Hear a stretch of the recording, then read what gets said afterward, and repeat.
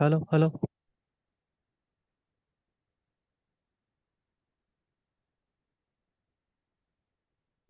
hello. Check, check. One, two, three. Hello, check. One, two, three.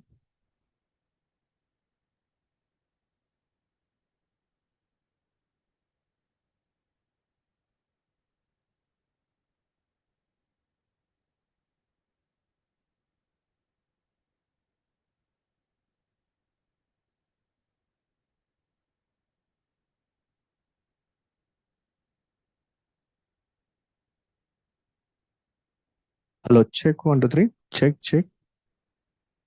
Hello, check. One, two, three. Hello, check.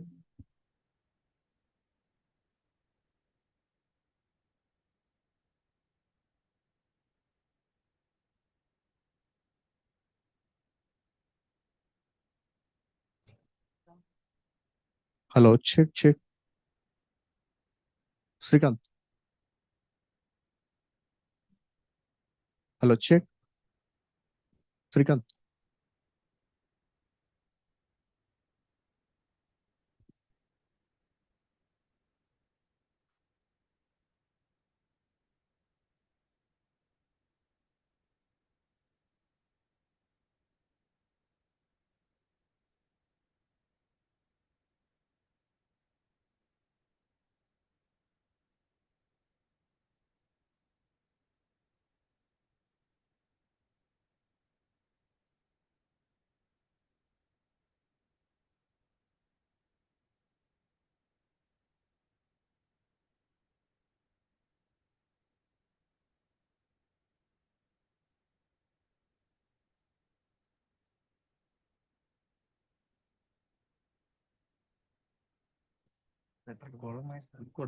What they said.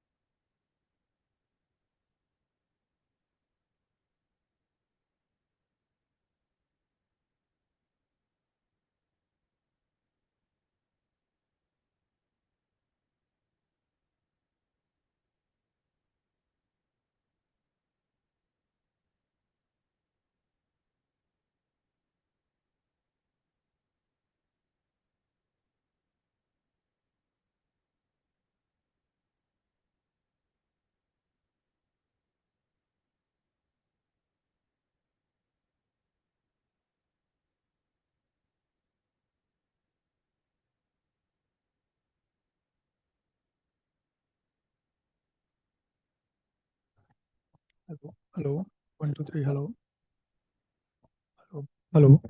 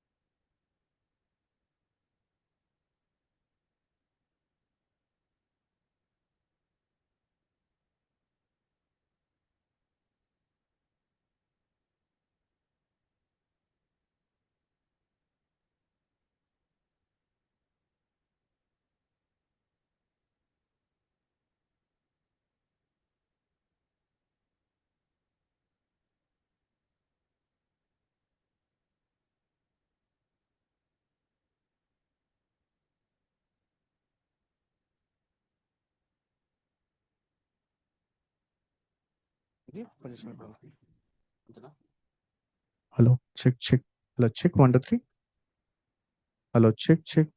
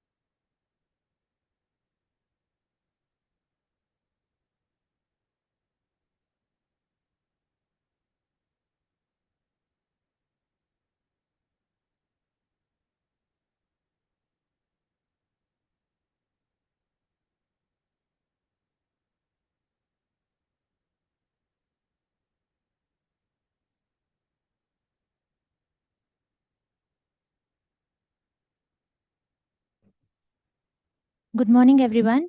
We will start the session in another 5 minutes. Please be patient.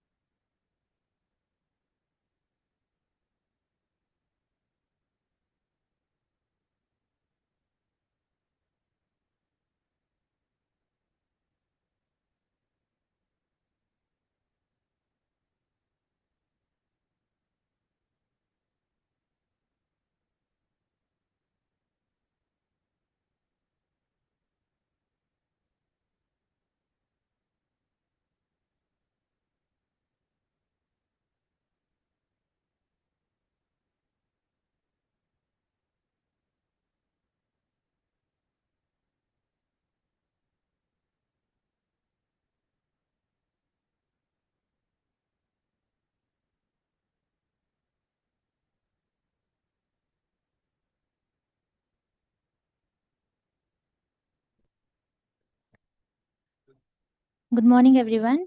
I request you all to kindly be seated.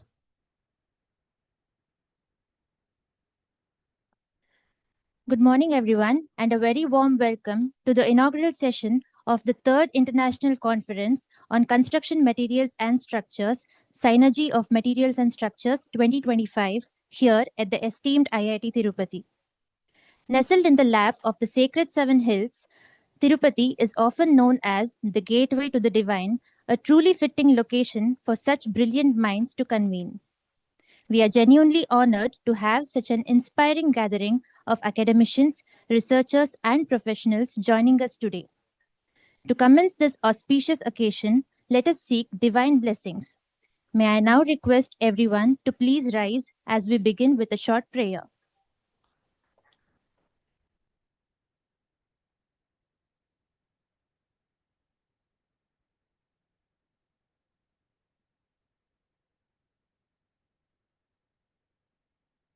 गाये गणपति जगवंदना गाये गणपति जगवंदना शंकर सुवन भवानी नंदन गाये गणपति जगवंदना सिद्धि सदन गजवदन विनायक कृपा सिंधु सुंदर सबलायक मोदक हर प्रिय मंगलदाता मोदक हर प्रिय मंगलदाता गाये गणपति जगवंदना विद्यावारिधि बुद्धिविदाता सी दासकर चोरे तुलसी राम सिया मानस मोरे तुलसी राम सिया मानस मोरे गाये गणपति जगवंदना शंकर सुवन भवानी नंदन गाये गणपति जगवंदना आ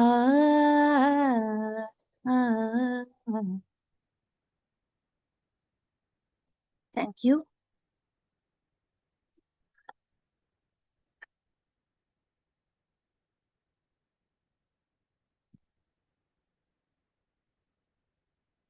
With that serene beginning, let us now proceed further.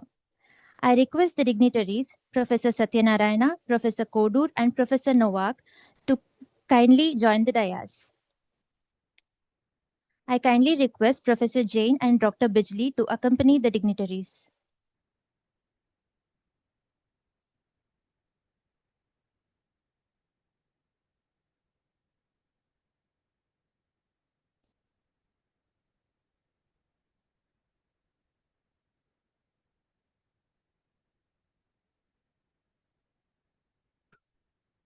I now kindly request the head of the Department of Civil and Environmental Engineering and the patron for the conference, Professor Suresh Jain, to kindly give the welcome address. Sir, please.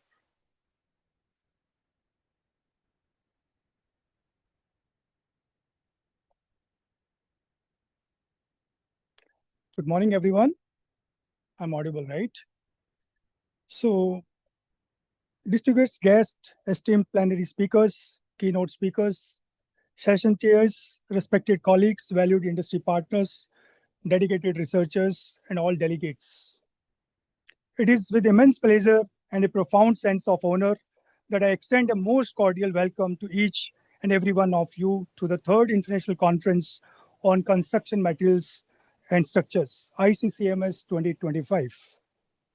Indian Institutes of Technology Tirupati, exceptionally proud to host this significant gathering, united under the pertinent central theme, Synergy of Materials and Structures.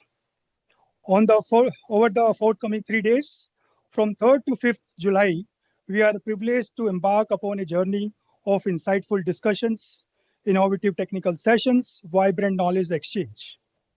Our collective aim is to critically rethink the future trajectory of construction science and structural engineering, addressing the multifaceted challenges and the opportunities that lie ahead. In today's dynamic landscape, characterized by rapid urbanization, escalating climate challenges, and the transformative technology disruption, the imperative to harmonize material innovations with structural systems has never been more pressing. This year's theme, Synergies of Materials with Structures, rightly underlines the intrinsic interconnectedness between the advancements in material science and the ultimate performance of structural systems, which has to be safe and resilient. It is through such profound synergy that we are aspired to design and construct infrastructure that is not only efficient and economically viable, but fundamentally sustainable, resilient, and intelligent. ICCMS 2025 provides a timely platform to explore these critical themes, from the foundational material science to advanced construction technologies, fostering meaningful dialogue among academicians, practitioners, and policymakers. We are privileged to host distinguished scholars, industry leaders, and policymakers who bring valuable insights into the simulation-based design, concrete intelligence, decarbonization, and structural optimization. It's important to tell, like the Young Researchers Forum, participation from over 12 countries highlight our commitment to nurturing the talent and fostering global collaboration. Before concluding, it is my distinct privilege to warmly welcome our esteemed dignitaries on the dais, Professor Novak, Professor Venkatesh Kodor. Your leadership and invaluable contributions inspire us all. We all incredibly fortunate to host an outstanding lineup of plenary experts. For example, if you say today, Professor Mike Schleich, Professor KVL Subramanyam, and Professor Narayanan, your groundbreaking expertise will profoundly enrich our discussions. We are having 10 plenary sessions, and after first, you will be having second day and third day. So I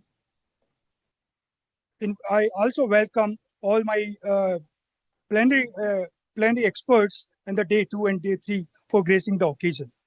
On behalf of organizing committee, I extend our deepest gratitude to our chief patron, Professor K.N. Satyanarayana, Director of IIT Tirupati. Sir, your extraordinary leadership, unwavering support, and the constant encouragement were instrumental in making this significant event reality. This conference stands a testament to your vision. Thank you, sir, for your invaluable guidance. We sincerely acknowledge the dedicated efforts of the organizing team, technical committee, sponsors, and the students who are the backbone of this event. Without them, this event cannot be possible. For their unwavering support, made ICCMS 2025 a meaningful and impactful endeavor. As we commence this intellectually enriching journey, I encourage all participants to actively engage, share perspectives, and foster new collaborations. May this conference serve not only as a platform for knowledge exchange, but also as a catalyst for innovation, sustainability, and global global partnership in construction science. Together, let us strive to shape a built environment that is resilient, efficient, and environmentally responsible. Once again, I extend my warmly welcome on behalf of IIT Tirupati, Department of Civil and Environmental Engineering. I wish you all a productive and inspiring experience at ICCM 2025. Thank you very much.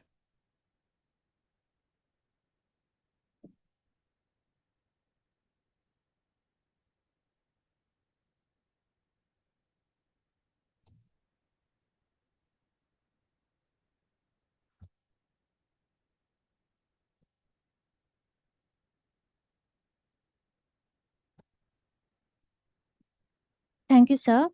Now I kindly request all the dignitaries to light the lamp and begin the session.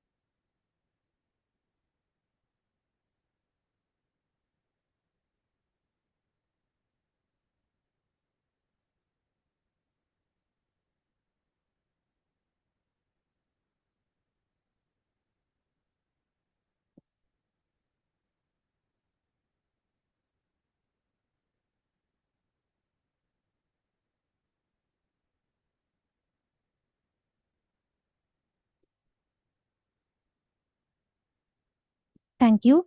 Let us now extend our gratitude to our distinguished guests with commemorative tokens.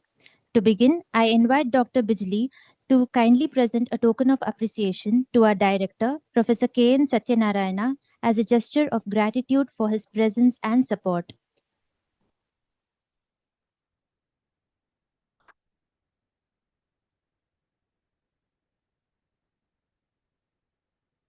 Now, Dr. Bijli, may I kindly request you to present a token of appreciation to the head, Department of Civil and Environmental Engineering, Professor Suresh Jain, in recognition of his continued guidance and encouragement.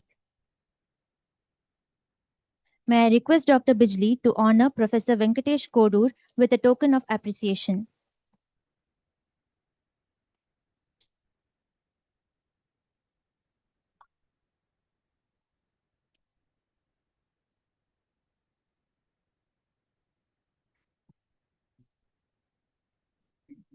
Dr. Bijli, may I kindly request you to present a token of appreciation to our esteemed guest, Professor Balthazar Novak.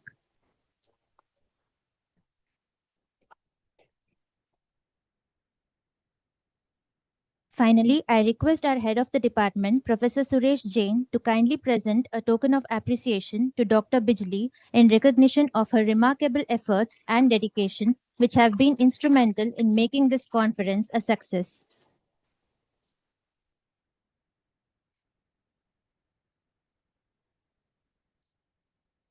I now invite Professor K.N. Satyanarayana to deliver his address.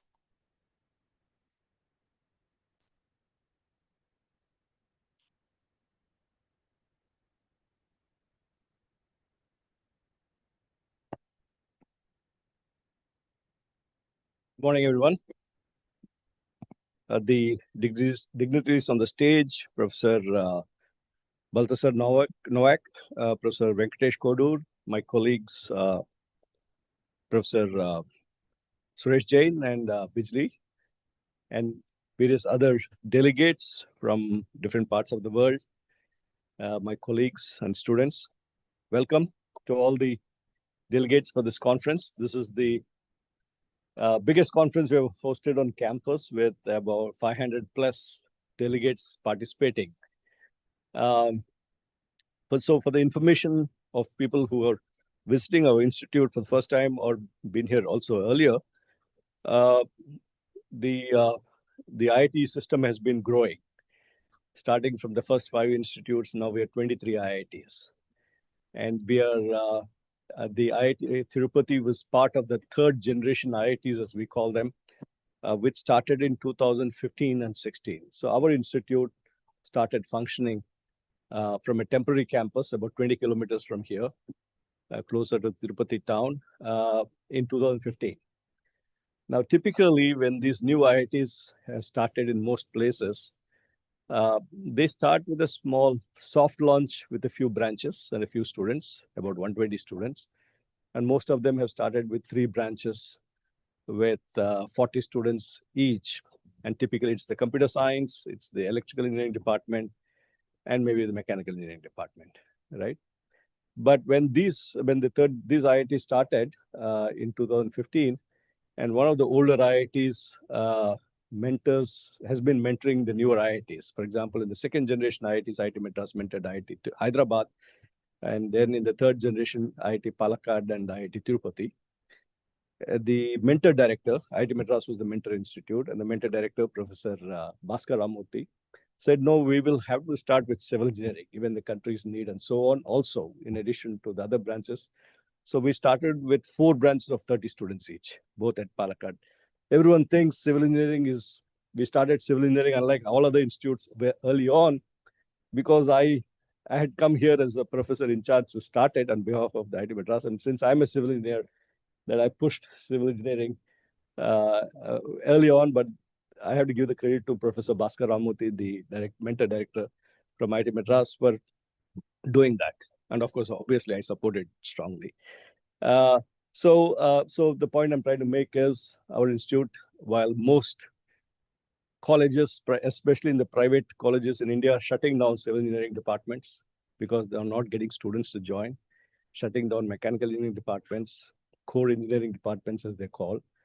And this is a great concern for the country. I'll come to that a little bit more. But more importantly, I would like to first touch on the theme of the conference, which is where they're talking about the synergy of materials and structures. Usually we have the materials guys having their conferences, the structures guys having their various conferences.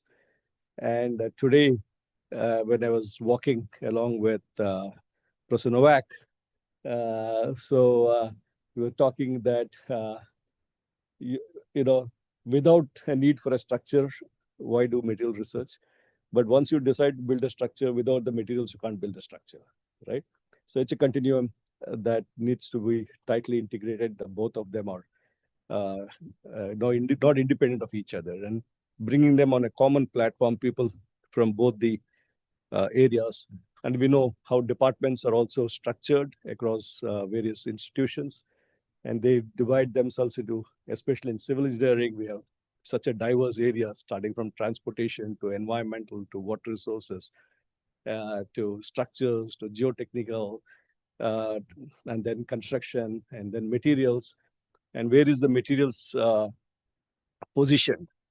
Is it part of the structures group, or is it part of a separate group?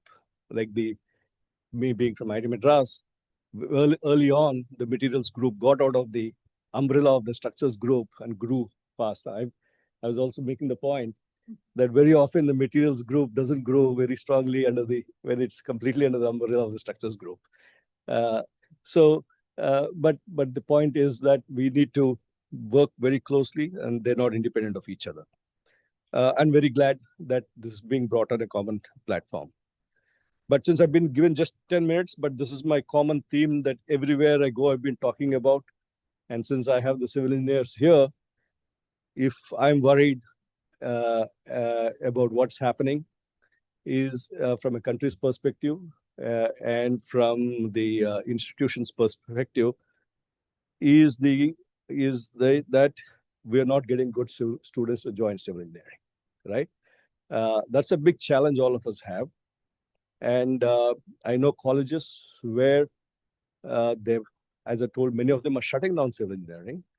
And if they're shutting down civil engineering, where's the feeder? Many of our own students at IITs don't continue in civil engineering. They get the civil engineering degree from IITs, but almost 70 to 80% of them move on to the finance sector or the IT sector or the business analytics sectors or the more paying sectors. And the input for us very often for our masters and PhD programs are from the NITs and the private engineering colleges and the government engineering colleges. And if the private engineering colleges are shutting down the civil engineering departments, and so the point I'm trying to make is, we say India still has to build 50% infrastructure more. What we have built, our Honorable Prime Minister has this call for Viksit Bharat 2047, that India being an advanced country by 2047. That is our 100 years after our independence. And if we have to achieve that, the foundation is your strong infrastructure. And we say that if you have to do that, we still have to, in the next 15, 20 years, we almost have to build as much infrastructure as we built since we got independence, right?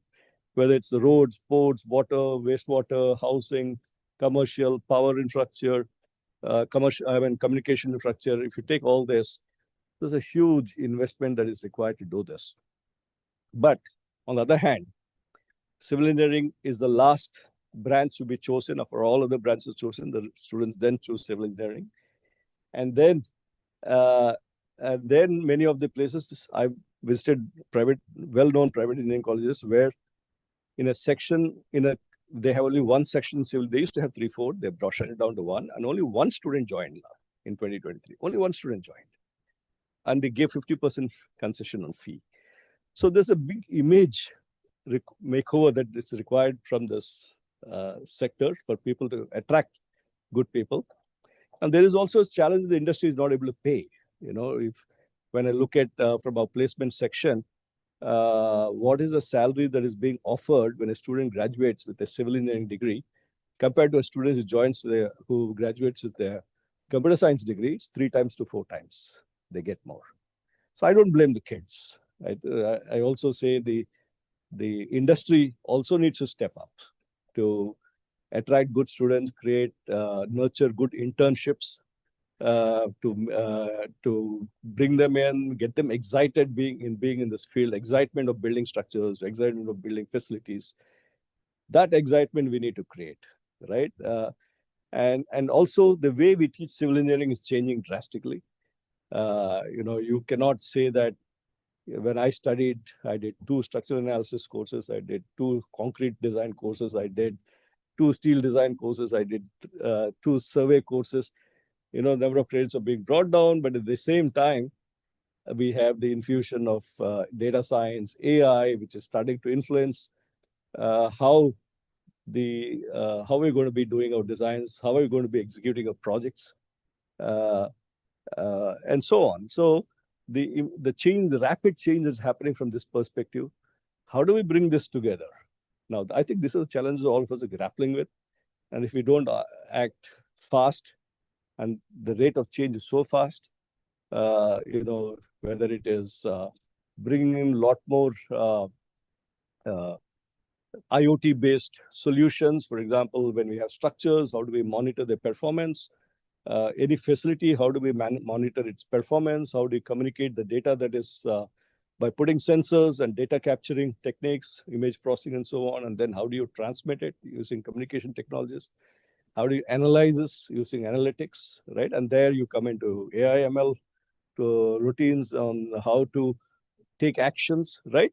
So there's a drastic change that is happening that we need to address this, and we need to look at things from a very much more interdisciplinary way. So I think there are a lot of deliberations. Fundamentals have to be addressed. We cannot compromise on that. Buildings at the end of the day have to stand. They have to function. But today, that's just not enough, right? So I'm very thankful for all the delegates who have come to our institute. And as I told, we're giving, in fact, the Department of Civil Engineering, I think, related to any institution that started and the stage that we are, I think IIT Narayanan Civil Engineering Department is pretty strong. Our colleagues have been very active in involving in various initiatives at the national level. For example, one of the biggest irrigation projects in the country is the Polavaram project. Here in near about 500 kilometers from here. And our colleagues have been involved in the design of the dam. They've been involved in the design of the concrete that goes into the cutoff walls and so on. And they've come up with these designs which were taking about a year or so.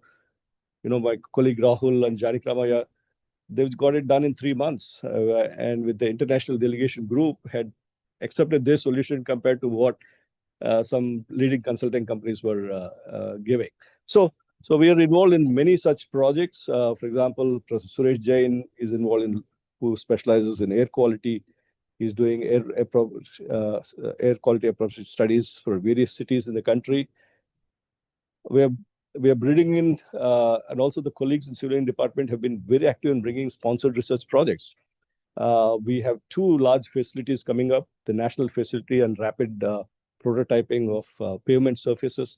It's a 13 crores, 130 million rupees initiative, which the Ministry of Road Transport has funded here, which is where, if you have to look at a new pavement surface material that you've created, you want to look at its performance, you put it in place, and then you have to keep vehicles running over it for months, over hundreds of kilometers or thousands of kilometers before you really assess it. So that can take it in a circular way, and that's the facility that is coming up in the campus. And again, with Bijli and our other structures people, they have brought in projects on ultra high performance concrete, 2 major projects, one with the Ministry of Road Transport and Highways, another one with the Ministry of Railways. So a lot of activity going on this front in the institute on 3D printed concrete materials. Then in all areas of civil engineering, we are growing. So we are really proud and privileged to host this conference on our campus, and look forward to the deliberations that are going to happen in the terms of the conference over the next 3 days. and also good that they had a pre-conference workshops and post-conference workshops. So I'd like to congratulate Bijli. I've seen her work the last 1 year putting this together, and also all the sponsors. You see all the major construction companies in India, material suppliers, all of them have come forward to support them. So I'd like to thank all of them also for giving the support. And we look forward to this conference growing. It started off in Kerala, and then it's been expanding, and the support from all our international partners and delegates. Have a great time, and look forward to fruitful discussions. Thank you very much.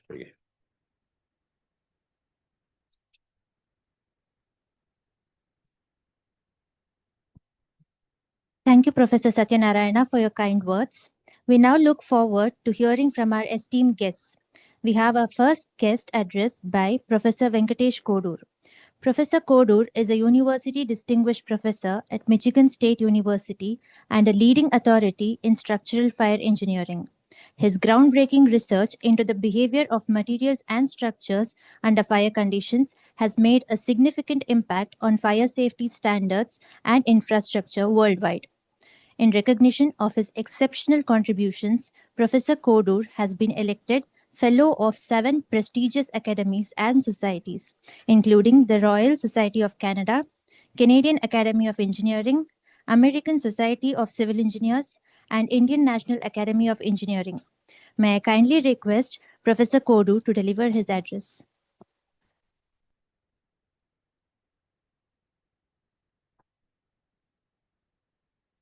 Very good morning to you all. Respected Director, distinguished dignitaries, invited guests, and delegates. It's a great pleasure and honor for me to be amongst you for this 3rd International Conference on construction materials and structures. As you all know, the construction sector currently contributes significantly to the economic engine. For example, in most countries, it's about 12 to 15% of the GDP, and it employs millions of people in most countries. In India, it's tens of millions, as you know. And the ongoing construction boom in the country, although you call it boom, but when you look at our competitors, especially China, it is still nascent in its stage, right? So, and there is so much to be done in Tier 2 cities, Tier 3 cities, and more you are doing, because our prosperity of the people are increasing as well. Bangalore, 1 kilometer traffic, if you want to cover, maybe an hour sometimes. So still that requires a lot more infrastructure, a lot more this thing.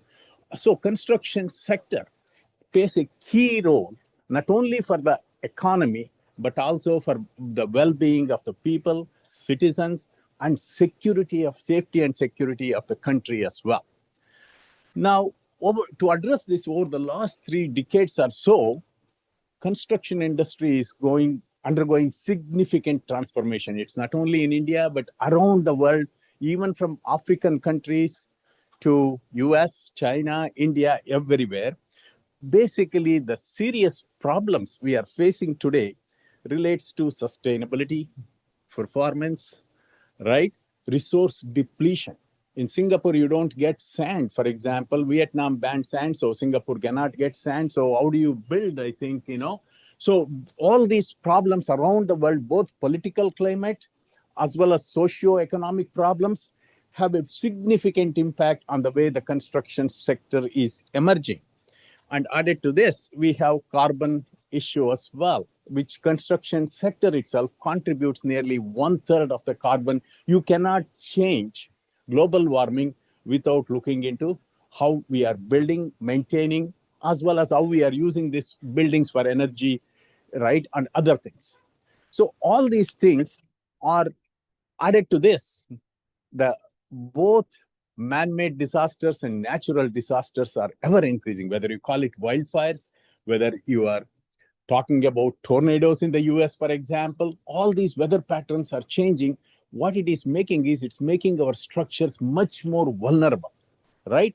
all this to address these challenges, a lot of R&D activity is happening, not only here, but around the world, right? And this R&D activity, research and development activity, is bringing in new materials researchers are working in for addressing various issues such as sustainability, resilience, right? Cost effectiveness and other things. In addition to this, we are coming out with efficient shapes and structural shapes and all this.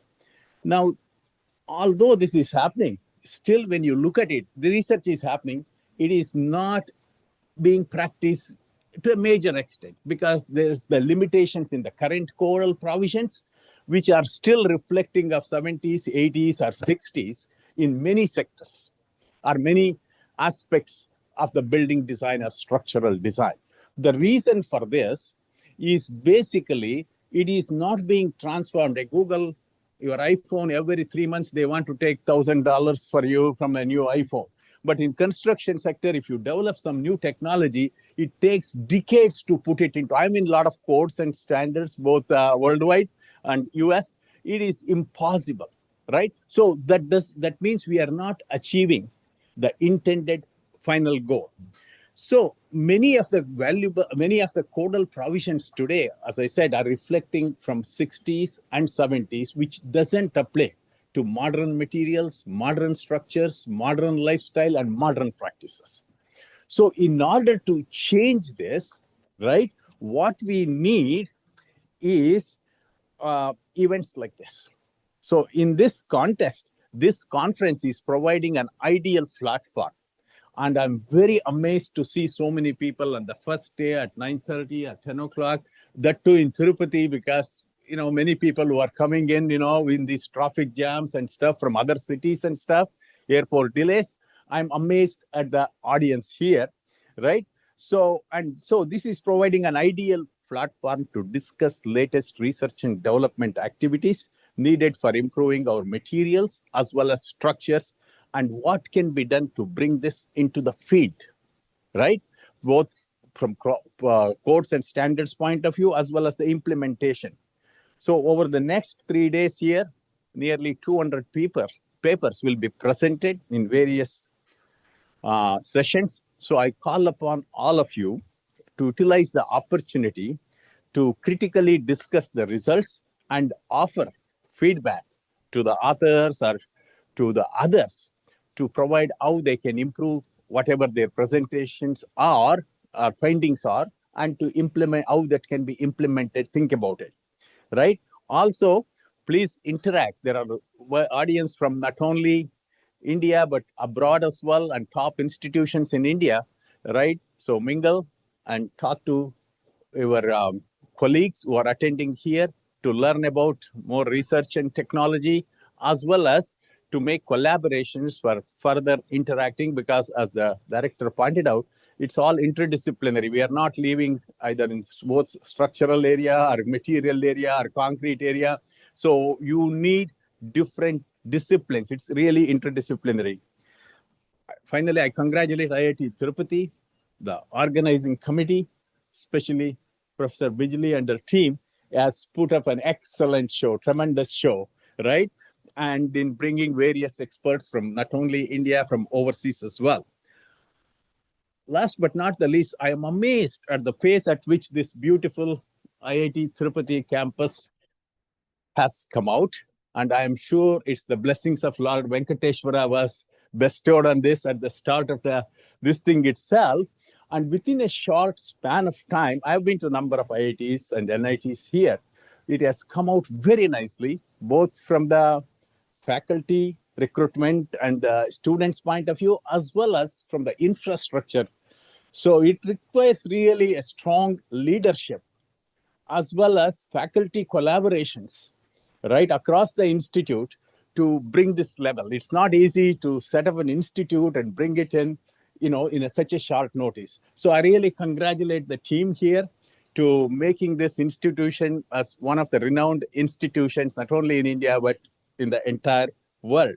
So if you want to look at it, walk around the campus and you experience it, you will feel it, right? How beautiful the campus is and how much infrastructure has come out. Fine. Last but not the least, enjoy the conference. Not only take some knowledge, take the blessings as well before you go for your benefit and for the benefit of the construction sector. Thank you all.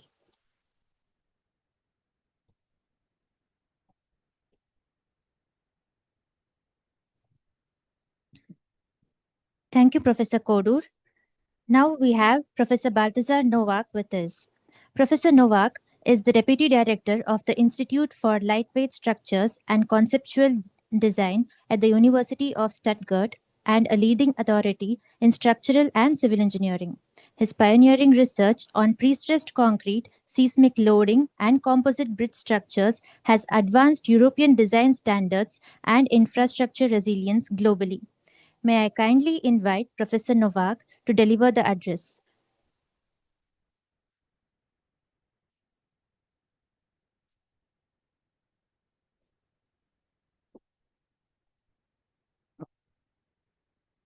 So, good morning, everybody. I hope you are fine and you are relaxed and you are full of energy to survive the next 3 days.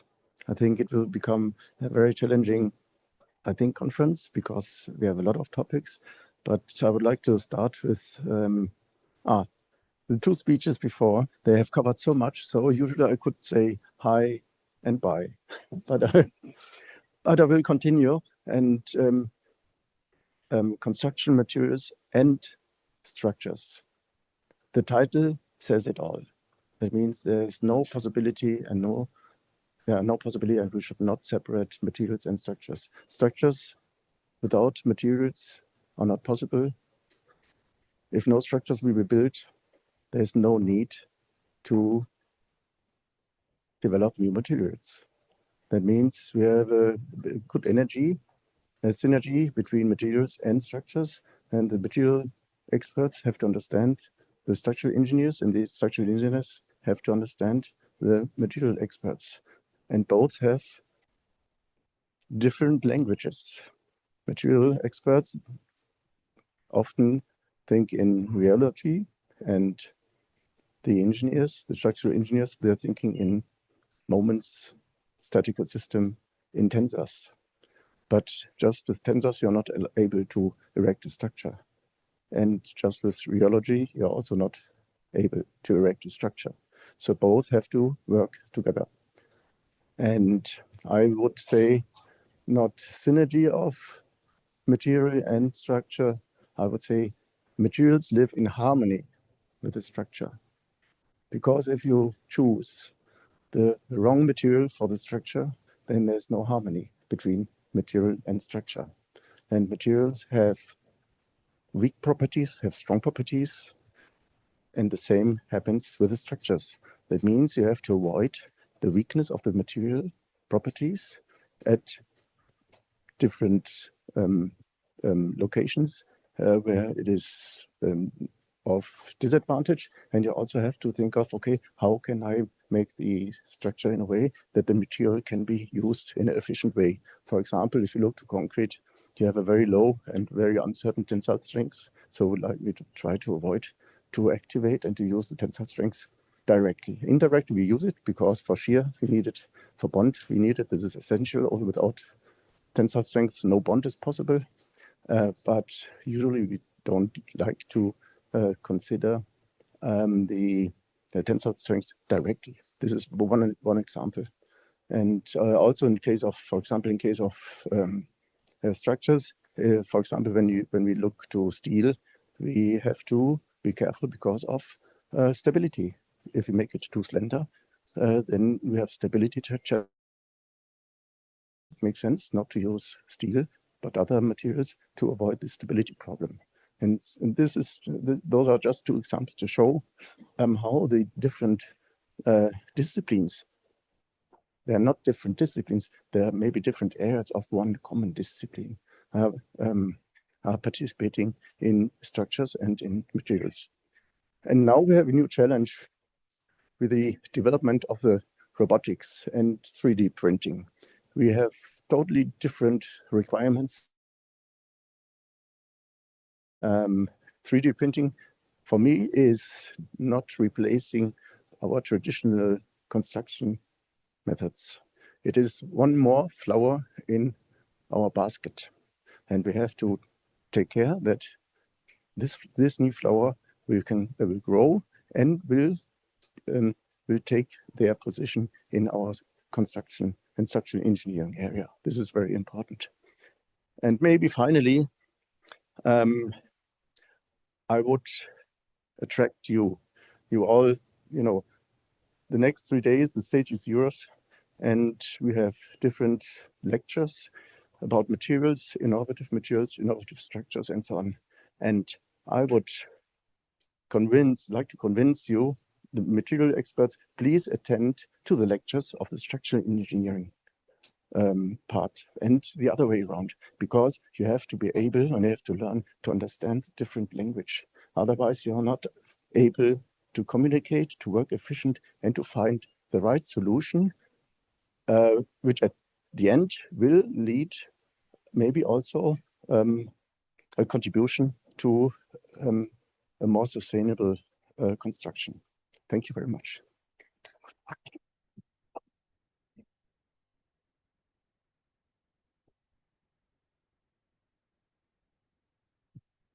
Thank you, Professor Novak. I now invite Dr. Bijli Balakrishnan, Conference Chair, to kindly deliver the conference overview.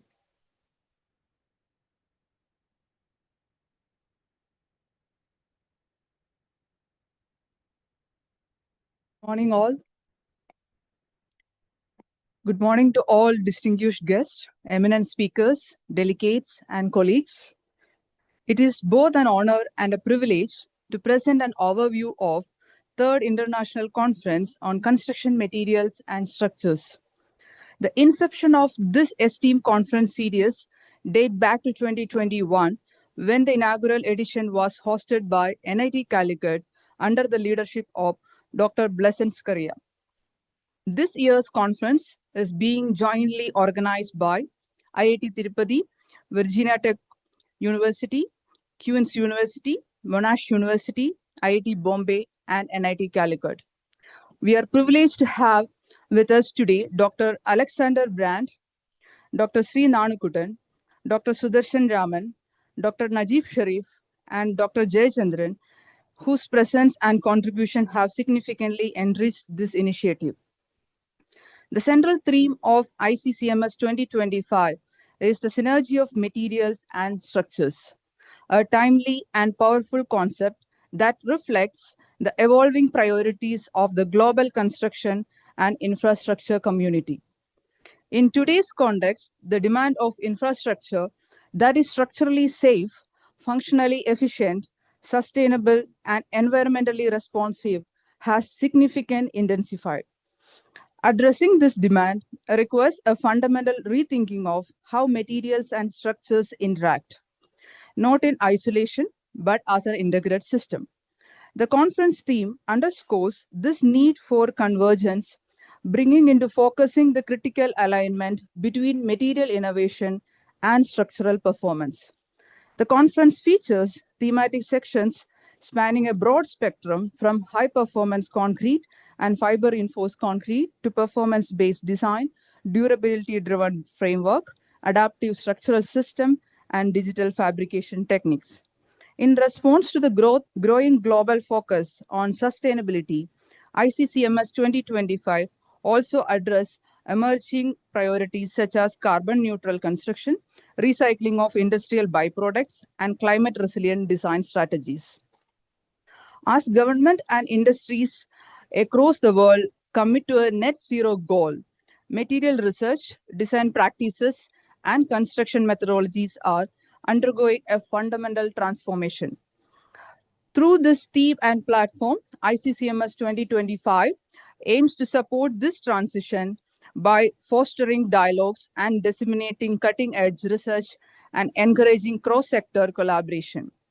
In essence, synergy of materials and structures is not merely a theme, but a strategy call to action, one that invites global engineering community to embed sustainability, innovation, and performance at the heart of every design and construction endeavor. Over the course of next 3 days, The delegates will experience a comprehensive program. The conference features 10 plenary talks, 21 keynote lectures delivered by eminent speakers in the field. We have received over 800 plus abstracts, of which 427 technical presentations has been selected and scheduled, which include 299 delivered in-person presentations, 128 virtual presentations, and 113 postal presentations. The presentations are distributed across 10 technical sections and 2 dedicated online sessions. We are also proud to announce 9 Best Paper Awards. The awardees will receive a cash prize and RILEM membership subscription. Each conference day begins with 9 a.m. with a plenary sections followed by lectures from our platinum sponsors. Afternoon sections are dedicated for keynote lectures and technical presentations conducted in parallel tracks. The validatory section will mark the conclusion of conference in day 3. Yesterday, we successfully conducted 2 pre-conference workshops and a post-conference workshop TLC2 is scheduled to follow. A highlight of day 2 will be our gala dinner, accompanied by cultural performance from the artists of Tirupati, offering delegates a glimpse into the rich heritage of this temple city while providing informal opportunity for networking, building professional relationship, and meaningful engagement beyond the formal sections. In closing, I extend my heartfelt appreciation to all collaborating institutions, our sponsors, and most importantly, our students, whose dedication and tireless effort are reflected in the seamless execution of this conference. I would also like to express my sincere gratitude to the Director of Institute, IIT Tirupati, and the Head of the Department of Civil and Environmental Engineering, for their unwavering support and encouragement. I welcome all you to ICCMS 2025, and I look forward to the 3 days of inspiring discussions, valuable connections, and impactful outcome. Thank you very much for being here.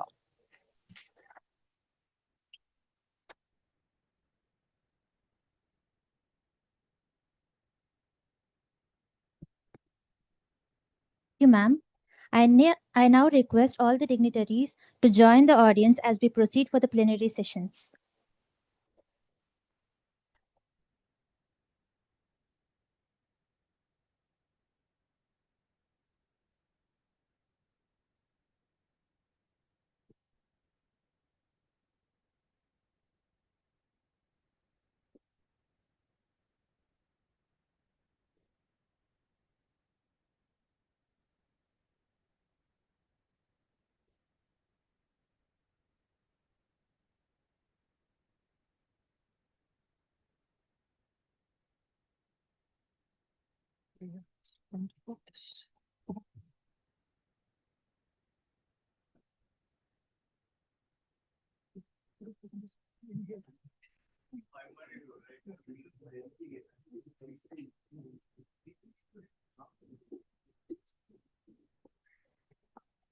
We will now continue with the scheduled keynote talks.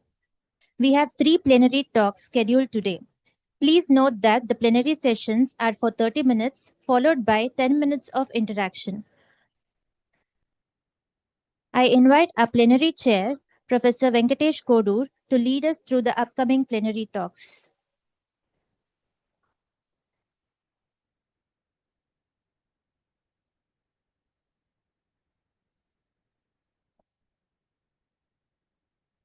Good morning again.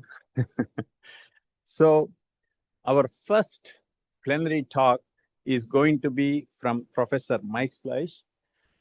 Professor Schleich is a managing director of Schleich, German partner and chair of conceptual and structural design at TU Berlin. He is renowned for his innovative work in lightweight and expressive structures. He has led numerous award-winning projects worldwide and a distinguished member. He has been recognized as a distinguished member of several prestigious engineering societies and academies. I kindly invite Professor Schleich to deliver his plenary address. Thank you.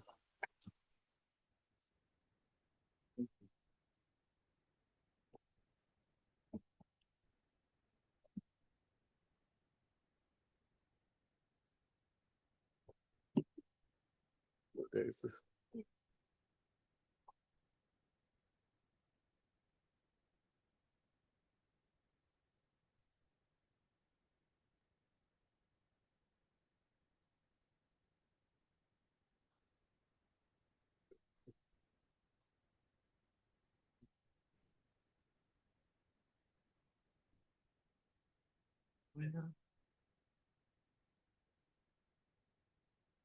Okay, I can start.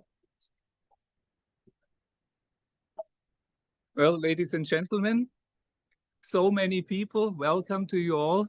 Dr. Piccilli, thank you very much for the invitation. I'm very happy that I may be here, and to Dr.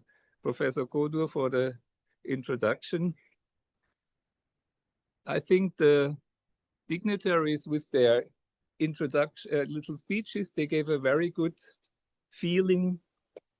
Oh, I get a microphone, so just give me a second. Where should I put this?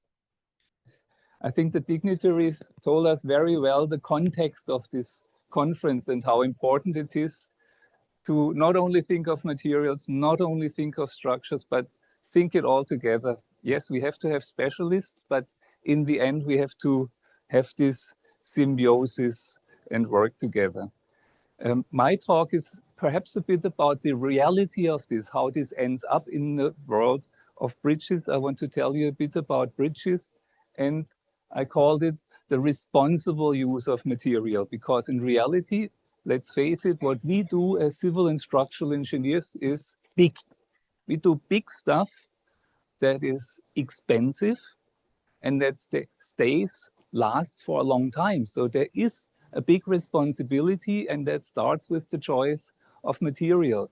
And the choice of material is part of the whole conceptual design, because we do not want to build a concrete bridge or a steel bridge. We want to build a good bridge. And during the conceptual phase, we come up with the material and with the design. So we have this responsibility to choose the right material, the right structure, but I think our responsibility goes much further, you know. We have heard about the issue of sustainability. We should design structures that save materials. We have a social responsibility because our structures should do good. And finally, I think we have a cultural responsibility, because as long as it doesn't look good, don't do it. We want to go out of the house in the morning and see something nice, and not lots of piles and walls of concrete. We want to see nice stuff, and you can do nice stuff with concrete, but we have to do it consciously. I think that's very important. Anyways, I want to structure my short talk on bridges into 3 subjects. First, composite decks, where we join materials. And I think sometimes joining materials is very good, because then you get both the best of all worlds. But we have to join them so that we can later separate them also, because otherwise we have toxic waste in the end. So we have to think in life cycles. Composite decks, our experience with bridges in India. Then I want to talk about integral concrete bridges, because I think they are very important if we think about saving resources and having robust, durable structures. And finally, I will talk about carbon fiber structures, carbon fiber materials in the field of constructions.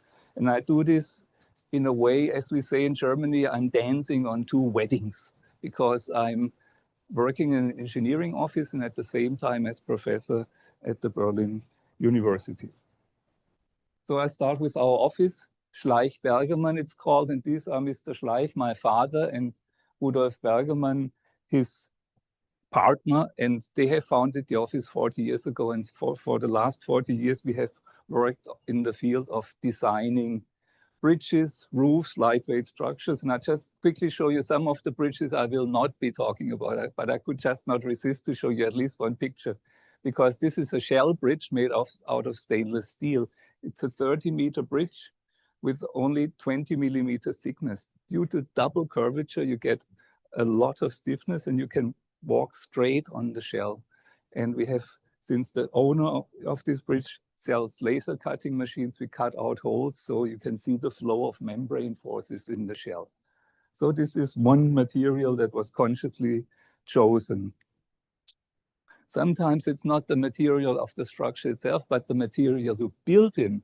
Here, this is a bridge that we have just recently finished in Austria, crossing the Danube River, where the foundations are the problem. The rock was the problem. And here, actually, it was not a problem. We could finally do a bridge we have always wanted to do, a suspension bridge without masts, where the cables are directly anchored into the mountains. That you can only do if the material of the foundations is good, if you can anchor heavy loads in the soil.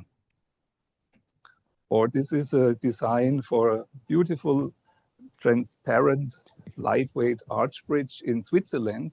And Switzerland is concrete country, but this is a steel bridge. So sometimes, you know, you can switch even customs and traditions if you come up with a convincing design. And this here, in this case, steel was the better solution. It's in the city of Chur, and in September there will be an international footbridge conference there in this city. And here, perhaps you know where this is. That's Tirumala, where about 9 years ago, I was here in IIT Madras, gave a course with Professor Devdas Menon. I think it was in 2016. And we did a workshop on bridge design with the students. So the idea was to design a footbridge for Tirumala, and later we made a concept study for a bridge to protect the pedestrians because they had to walk on the road. I'm not sure what happened to this bridge. Let's talk about this later.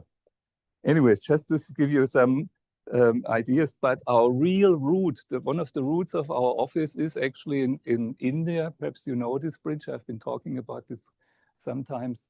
This is the second Hooghly Bridge in Kolkata, the Vidyasagar Setu, that was designed in the 80s. And at that time, it was the longest cable-stayed bridge in the world. It took a long time to build it. By the time it was built, it was not the longest anymore, but it was the first cable-stayed bridge with a composite deck. And it showed the power of composite sections. And it was built with local material, indigenously in a way, because at that time there was not really weldable steel in Kolkata. There was not a lot of experience with high strength friction grip bolts, but yes, there was experience with riveting.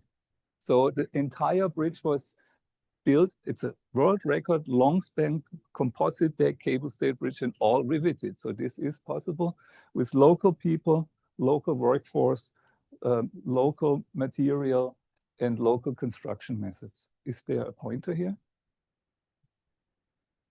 I don't know how the pointer works here. But anyways, you can see it. No, I wanted to pointer, you know, that I can. No, don't worry, don't worry. Let me go back. Here we were. Anyway, so this is local materials and riveting. So I think we as engineers, we have to be flexible and find out what is available and what can be done. And riveting is actually a very good way of connecting steel, even though today it's perhaps too expensive. So the bridge is still standing, and it shows how slender cable-stayed bridges can be, how resource saving they can be. It's a 450-meter deck with only a 150 height. You know? In our office, ever since then, we have designed most of our bridges, our cable-stayed bridges with composite deck. This is the Ting Khao Bridge in Hong Kong that has cost me 5 years of my life, so to say, but I do not regret a minute. I could spend a year in Hong Kong and I learned how to do, how a bridge is built. And I can only recommend to all the students, if you have the possibility, go to site and see how stuff is done. This is so important. That gives you a feeling. This bridge again is done with the composite deck. It's one of the few multi-span cable-stayed bridges. And again, 450 meter span and about 1.50 meter deck height. The difference to the bridge that we have seen before is that here we have worked with precast concrete slabs. You see a steel grid, and on the steel grid, there's a concrete slab. And I think this is a very fast way of building such bridges, because the steel grids are comparatively light. They can be prefabricated and put on site very quickly.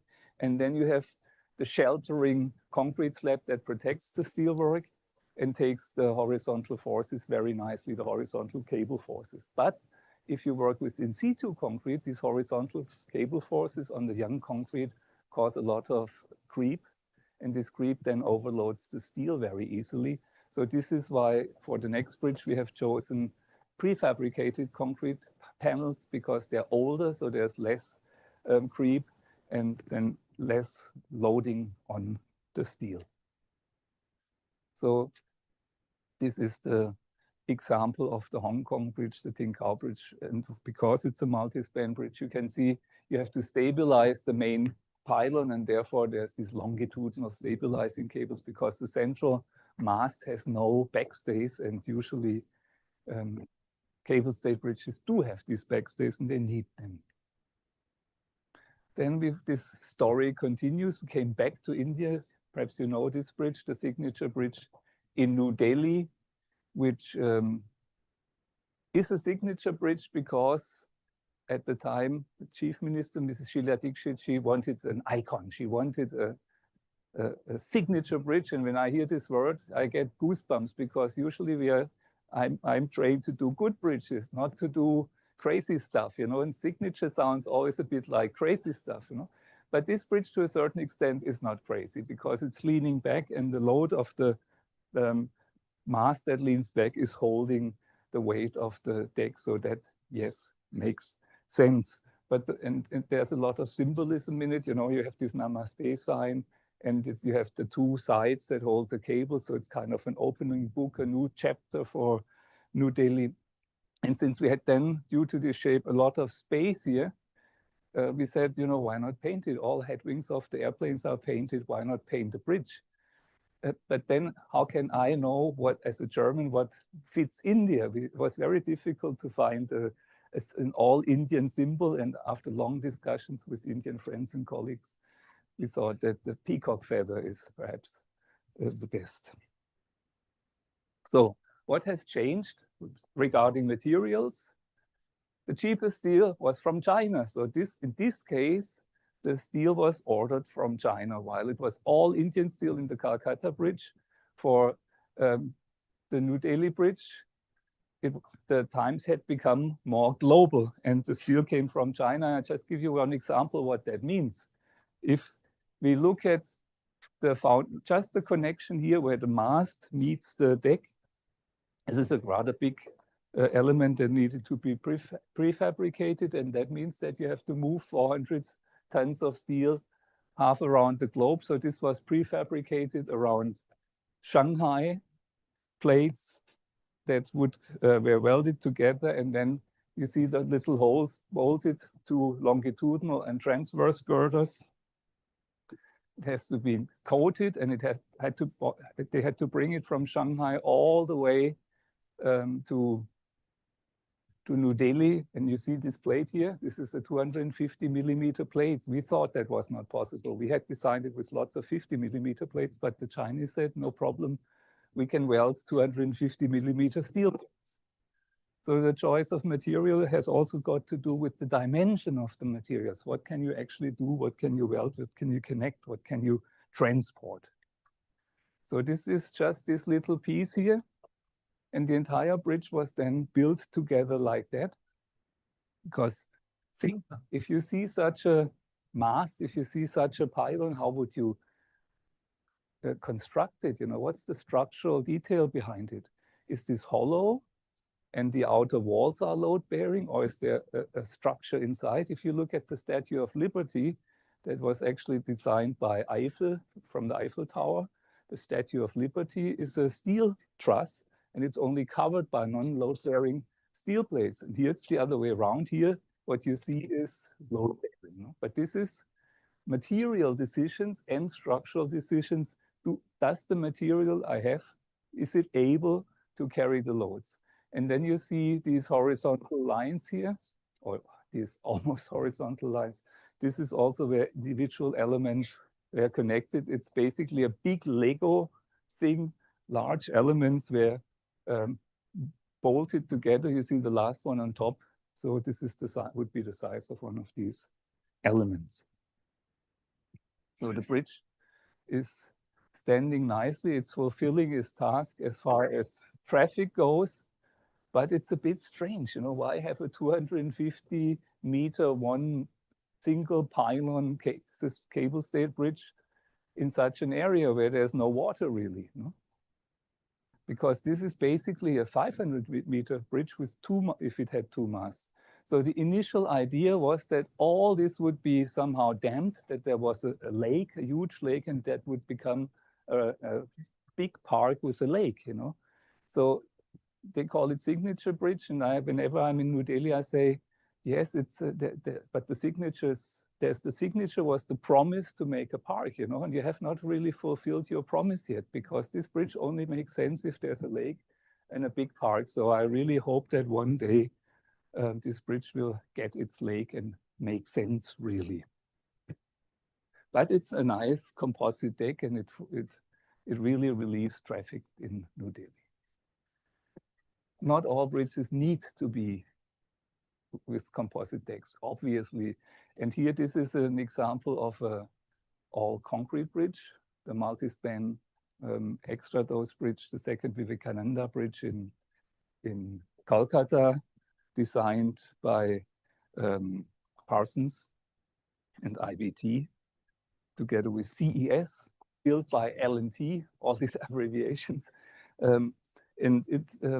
I found it very interesting to understand how extra dose bridges work, because I come from the field of cable stayed bridges, and if you see such a bridge as a cable stayed guy, you say that makes no sense at all. These very low pylons, these very inclined cables, the forces in the cables are way too high. Why do you make such a high deck if you could make it as slender as we have seen before? The backstays are missing, and this is all crazy. It makes no sense. But they are not cable stayed bridges, and this is why they do make sense for spans between, say, 100 and 200 meters. Basically, they are only box girder bridges where the pre-tensioning or the post-tensioning has somehow grown out at the supports.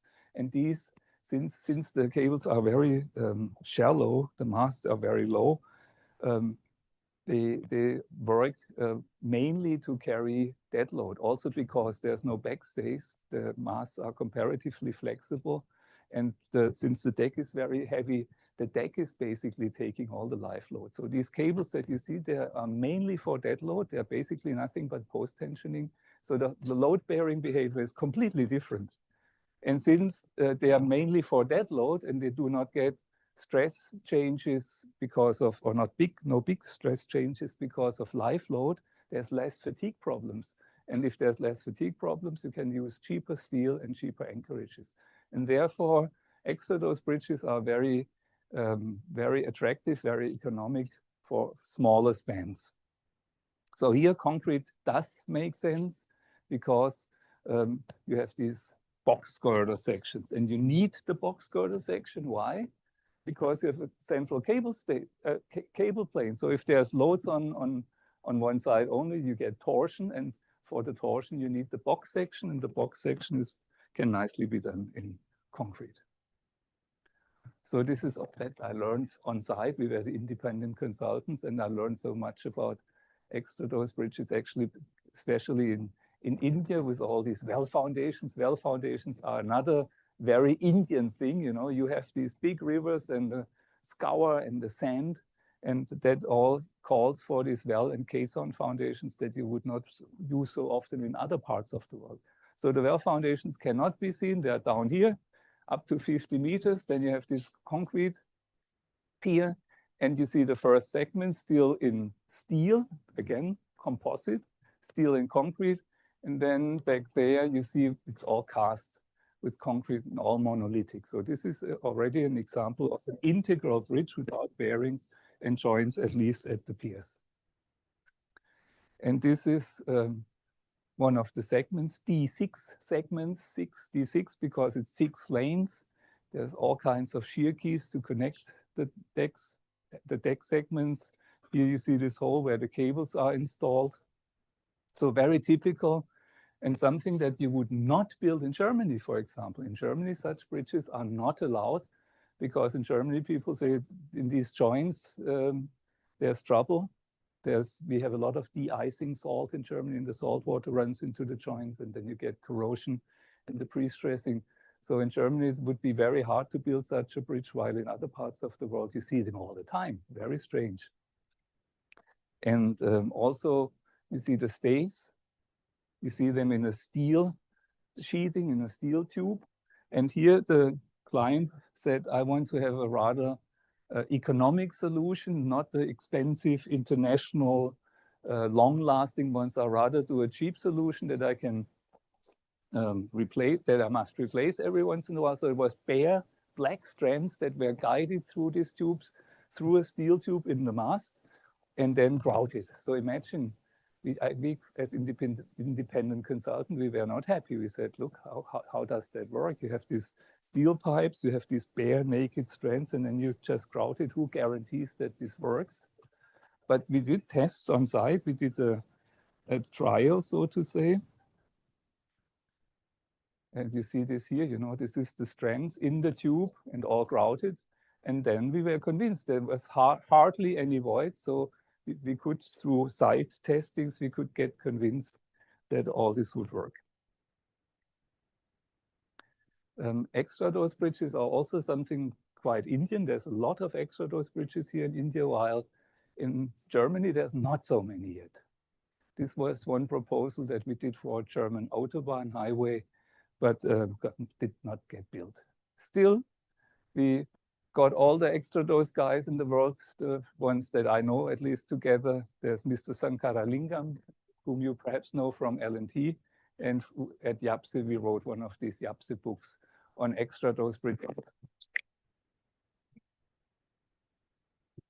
So we collected all the knowledge, the international knowledge that is available in this book. Thank you very much. So we have talked about cable stay bridges and extra dose bridges and a little bit about the differences, but this doesn't necessarily have to be a steel cable.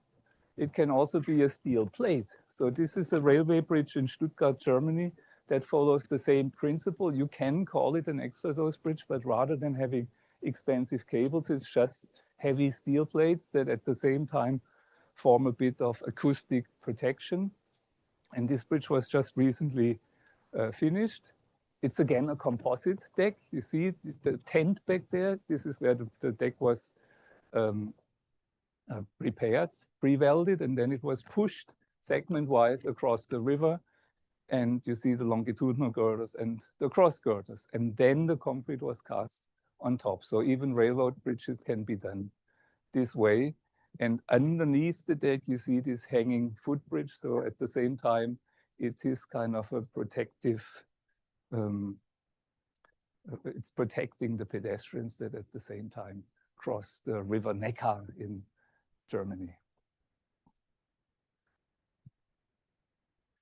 This was the first part. How much time do I have left? 10 minutes. 10 minutes, okay, then I have to speed up a little bit. So integral bridges. In Germany, usually you do bridges with lots of joints and lots of bearings. And already my father, whom you have met in the beginning, said, look, why not make integral bridges with very slender decks and very small spans? The smaller the span, the lower the loads. You can do it with very slender piers. And this is what we have actually designed for German railways. German railways is rather conservative, but they have accepted integral bridges. So here you see very slender piers, very slender support structures with the starter reinforcement, and everything was concreted together as an integral bridge. So no bearings, no joints, for very few joints. And that is, I think, a very elegant way of building robust and low maintenance bridges all over the world. This is yet another example, a bridge that is 600 meters long, that has several segments of 600 meters. So every 600 meters, there's a joint, and you see how slender the masts are, because they have to take care of temperature movements. If you have no joints, that means you have quite some movements due to temperature. But if you define well the concrete, and in this case, you have to define not only the strength, but really the modulus of elasticity, then you can do very lightweight, very elegant, very resource efficient structures that last for a long time. But in this case, yes, the movement goes all the way into the ground. So you have to also do pile-soil interaction. Calculation becomes very important. And this is also my claim here. You have to spend a lot of brain as engineer, and the contractor and the client are the ones who save money. So they should pay us well, you know. If you don't pay your engineer good fees, he has no time to do stuff like that, you know. So I think it's very important that contractors and clients understand that. So this is the bridge. And you see, even at the joint, there is no bearings, because there's two walls on the mast, on the pier, and these walls are monolithically connected to the deck. We applied the same system to highway bridges. And you can see that it's a very humble highway bridge, but still small spans, only 1.20 meter height, and very slender piers of high strength concrete that can take care of all the movement. So this is 600 to 700 meter integral bridge without any bearings, any joints, and they are very cost efficient. So because there's no expensive bearings and no expensive joints. But yes, you have to sometimes construct the piers and stress them to the side, then cast the concrete, and then with time they go straight due to creep and shrinkage. You have to do some fancy construction acrobacy sometimes if you really want to do it successfully. So you see how slender these piers are for a rather normal bridge, but the contractor saved a lot of money and the world saved a lot of resources. So I have about 5 minutes left. Okay, now we go into the field of carbon fiber. Perhaps we can discuss this later, because these bridges are pre-stressed with steel, and we have started to work with carbon fiber. This is perhaps the first carbon fiber stress-driven bridge in the world, about 15-meter cable, stress-driven bridge with only 1 millimeter structural height. Very slender, because carbon fiber does not corrode, no fatigue, and very lightweight. So I had several PhD students working in the field of carbon fiber cables. We have developed anchorages for carbon fibers. I could talk for hours, but this is not the time right now. I just tell you, don't break them. Make sure that this brittle material doesn't break, because you end up with a lot of fibers and a lot of powder, black powder, after a big bang. But this research has led to bridges like that. This is a network arch bridge where you get a lot of stress changes due to life load. And if you would make the hangers in steel, they would have big diameters because of fatigue design. While with carbon fiber, you can end up with very slender hangers, as you can see here. The entire bridge was prefabricated. This is the carbon fiber anchorages. And here you can see how slender these hangers are in carbon fiber. There's another bridge I quickly want to show you. This is the Oder. Oder is a river between Germany and Poland. And German railways, again, allowed the change from the heavy steel hangers to the lightweight carbon fiber hangers, because it meant lots of savings for them. So this is another railway bridge where the bridge is pushed in and eventually goes 120 meters across this river. So you see how slender the hangers are. And in the last minute I have, after the opening, I'll show you some university stuff. So this is no explosion, it's the opening fireworks. So they have some, I didn't know that there was daylight firework, but there is. We have developed now pre-stressing systems for concrete girders. So we want to do bridges that consist of individual carbon fiber pre-stressed girders that are cast into the abutment. And we have done tests now. This is a 1:2 scaled example of such a precast girder cast into the abutment. So you have no joints, no bearings. You end up with an integral bridge. And we have loaded it very heavily, as you can see here. Then with a shaker on top, we did 2 million cycles, and we found out there is no fatigue issues in carbon fiber. And we are now trying to do this with small elements. We do computer tomography to see what the joints say to that. You know, if you do computer tomography, you see all the little cracks in the concrete. We can check the surface and how the surfaces are connected. And we've actually built a small test bridge. You see these small precast elements, and they're stressed together with carbon fiber. And we could prove that these carbon fiber pre-stressed bridges work very well. So you see the carbon fiber strands here, pre-stressed together of lots of little elements. And I see a lot of future in the field of carbon fiber pre-stressing also. So this was a quick run through the world of composite decks, integral bridges, carbon fiber, India, Germany. And I hope this entertained you a little bit and inspired you to think about materials and structures. Thank you very much.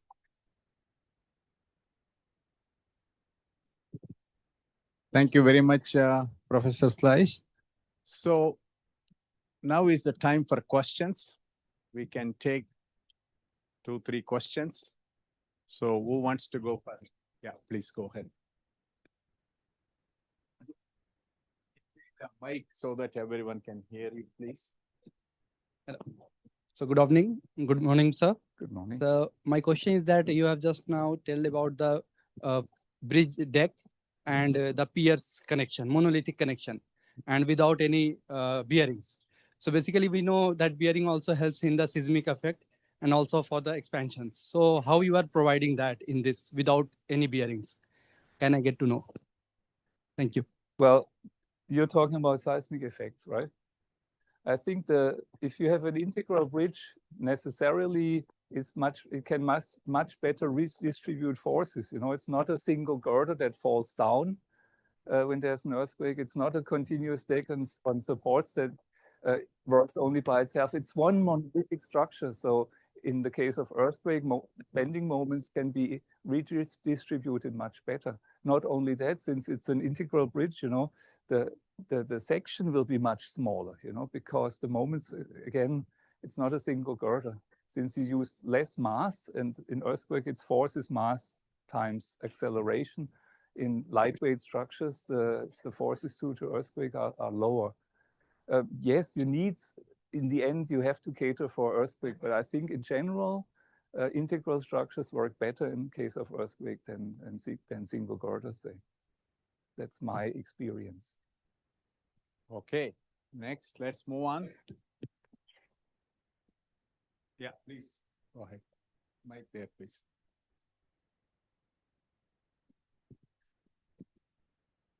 Morning, sir. Sir, in the Belgium bridge, you had a kind of a structure. You have designed very slender structure, and how does it take load in the out of plane direction? Like in plane, probably it will take that integral and yeah, this bridge. Lateral loads, how it well, it takes the lateral loads without the bearings. You know, if you had lateral loads, if you had piers and the deck and bearings, you know, the lateral loads had to go through the bearing. Now there's no bearing, so the lateral loads can be transferred very nicely. You mean the transverse load, right? Yeah. And it can be transferred very nicely through these slabs into the ground. There's no problem whatsoever. If there is some shaking, like earthquake or something, earthquake and ground motion in that well, direction. I must admit that Belgium is not a very high earthquake zone. I agree. But again, I think this is easily possible because as long as you consider soil pile interaction, you know, you have to model the entire structure all the way into the ground, and then seismic analysis is not a big issue. Thank you. Any more Yeah, please go ahead. Good morning, Professor. Good I'm morning. R.N. Dubey from IIT Roorkee. I wanted to know what is the longevity of the carbon fiber bridge? Because we know about the steel bridges, which has been going on for years and years. What is the longevity of the carbon fiber bridge? Yeah, this is the $1 million question, because no one has 100 years of experience with carbon fiber, right? So we don't really know. What we have done is these fatigue tests with millions and millions of cycles, and we know there is no fatigue issues, right? But carbon fiber reinforced plastic, that's the name. There's a lot of plastic in it. 50% is plastic if you look at the section. And we do not really know how long these sections, how long the plastic lasts. You know, that is perhaps the problem. But all the tests that we have done so far indicate that they're behaving quite well, you know. The main issue is fire, you know, so these carbon fiber reinforced sections should not be exposed to fire. That is the problem. But in the case of the railway bridges, German railways was relaxed, you know. They have some sheathing, some cover, and that's enough. Yeah, we'll take one more question. Yeah. Good morning, sir. Sir, I'm Aparup from Larsen and Toubro. I will be continuing with the same question. You did external pre-stressing with the carbon fibers or internal? And did you find any anchorage breakage or any such things happening in that? Well, the fibers, since they are fibers, you cannot anchor them yet like you would anchor a steel strand. You know, if you anchor a steel strand, you have these steel wedges that bite into the steel. It's impossible for carbon fiber. So the anchorages that are used and that we have developed are anchorages where the fibers loop around a bolt, a pin, you know, and these loop connections, they work very well. So far, we have done lots of tests. Yes, I've seen lots of failures, but only during testing, you know, because we test until failure. But with the structures we have done so far, nothing has happened. They're behaving beautifully. I'm very surprised. And that's why I see great potential in the field of carbon fiber. Professor Bijli. Yeah. I have a question for the integrated bridge here. How about long-term effects? Like we have effects from creep shrinkage of the material. Yes. When we do this analysis of these bridges, the input for the analysis, which is supposed to be the time-dependent parameter of this material, Yes. are we taking it from a standard, or are we evaluating the material we are going to use in that particular structure and getting the material input, that particular property what we are looking at as a time-dependent parameter as the input to our analysis? Yes, it is. I think it's very important that we know all that. As I said, you know, if you build such a bridge and then you get due to creep, because there's a lot of creep because they're pre-stressed, you know, you get a lot of bending in the piers. So we have to build the piers pre-bend like that, and then they creep back into the vertical position. So you have to know very well the modulus of elasticity. You have to know not only the strength, and you have to be able to predict as precisely as possible the creep behavior of the concrete you're using. So a lot of testing was needed for these bridges. That's what I'm saying. You have to invest a lot of brain and a lot of testing in the beginning, but then you're sustainable because you save a hell of a lot of cubic meters of concrete, you know. And I think this is the way we have to think today and design today together with the material experts. Thank you. Thank you very much. Okay, last question for me. Please. Take an exception. So lightweight structures are excellent. You reduce them all, achieve cost effectiveness, sustainability. Also carbon materials, extra strength, everything adds up.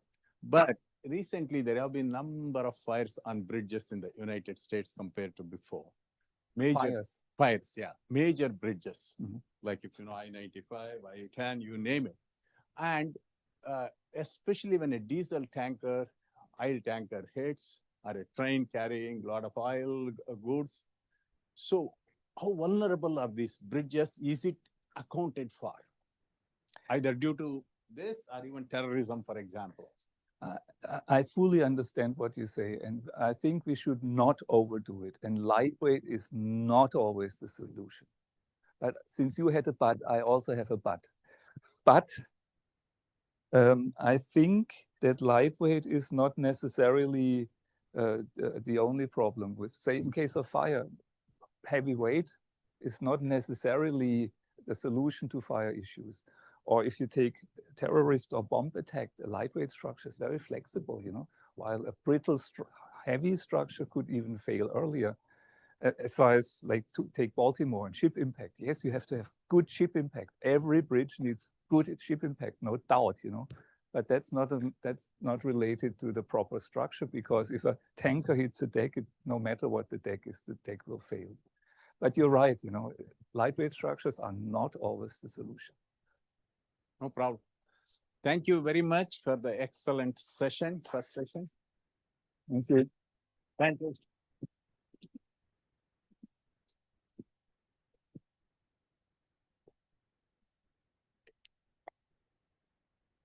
Thank you, Professor. We will now take a 30-minute short break for tea and refreshments.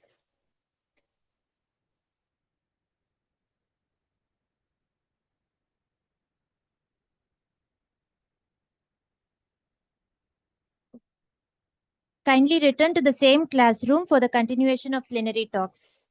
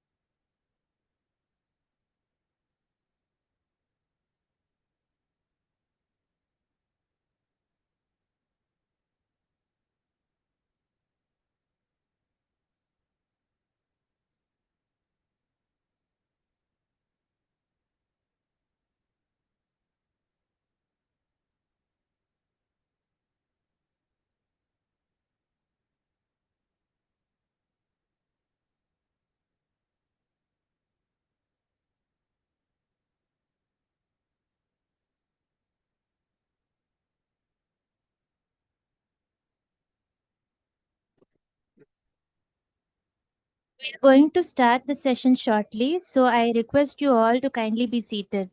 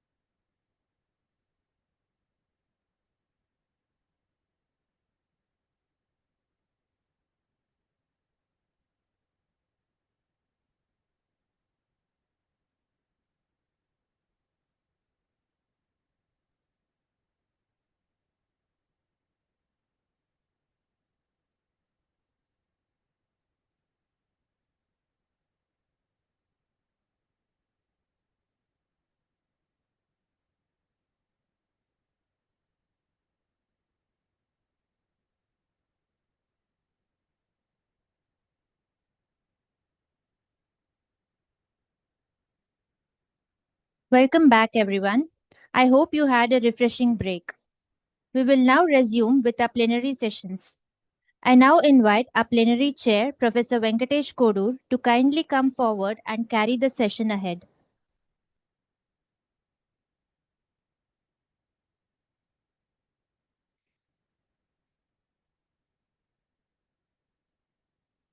Hello again. Hello, you can hear me? Sure. Okay. We will move on.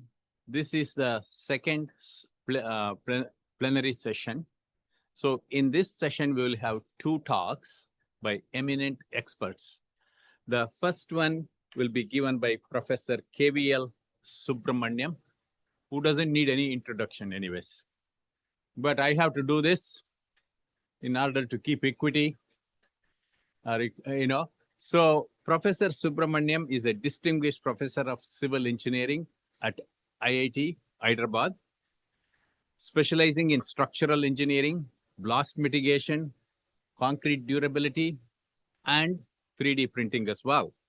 He has made significant contributions to research, teaching, and innovation in infrastructure, monitoring, and rehabilitation. May I kindly invite Professor KVL, as is fondly called, to deliver plenary address.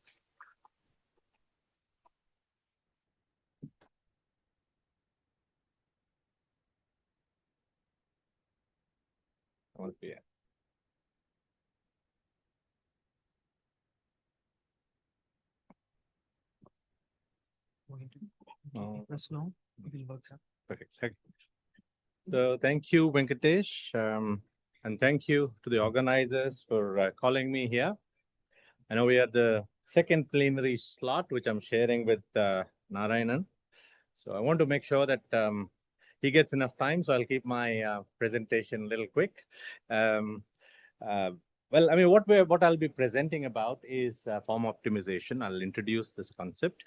Basically, in some sense, I'll take you back in history, why structures in the past have stood, besides without using any steel in them, because our ancients somehow figured out structural forms that are very efficient, that use material like brick, mortar, masonry, to their functional advantage, where they were put primarily in compression. So can we exploit that with 3D printing? That is the idea.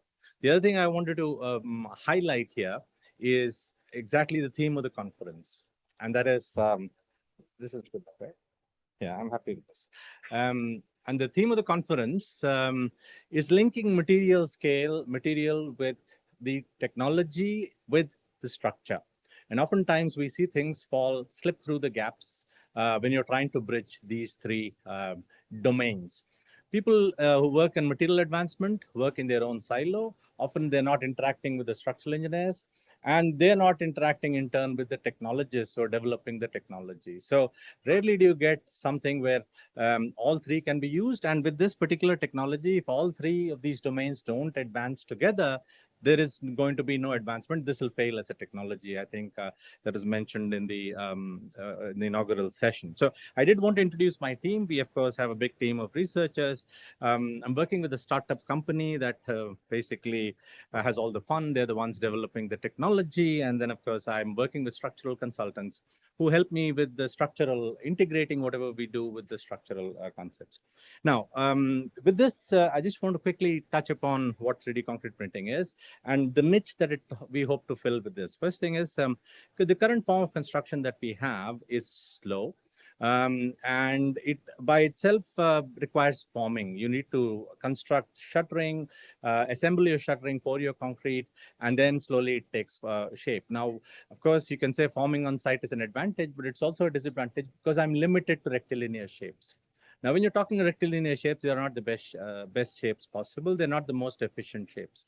What are you doing? You're packing a lot of weight, and to support that weight, then you need more weight. So basically, you work down a negative spiral, a downward spiral, where if you look at fundamental concepts of design, the way we work on design is that I try to design a beam. Usually it's rectangular. That's the way we are taught beam designs in reinforced concrete. And the way we do it is we assess the demand. Usually most of the demand, particularly with larger spans, comes from the self-weight itself. What do? We try to balance it with internal moment of resistance that is generated by the material or a combination of materials, steel and concrete. And if the material resistance is not adequate, what do? We make the beam deeper. In doing so, what do? We add more weight. So that adds more demand. And what happens? We go down a negative spiral. And most of you who've done reinforced concrete design know very well that beyond a certain span length, you cannot do a singly reinforced concrete beam. You just cannot, because you go down in a negative spiral. It's like a dog chasing its own tail. So now, can we do something about this? Can we actually not use material where it is not required, where it simply adds weight, produce functional forms that are efficient, and in the process produce lightweight structures which are functionally efficient? So we are not compromising on any of the functionality part, be it strength or stiffness or any other performance measure that you may take. And of course, one of the advantages of 3D concrete printing is that you can print a structure. You don't need form. It's form-free construction. And that is an artist's rendition of what we hope to achieve, is basically a robot printing its way, thinking its way out of,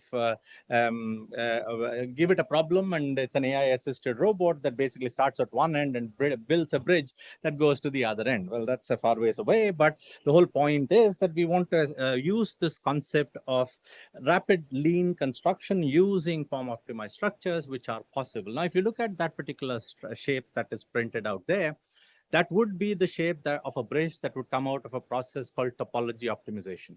Where topology optimization, you basically optimize the structure, take away material where it's not required, and you end up with something like that. Except printing something that like that in reality is still farther away. We have certain constraints. And what are the constraints that we are currently dealing with this form of printing? What we are currently working on is this layered printing. We assemble a structure in layers. Now, one of the fundamental challenges there is the development of the structural form itself.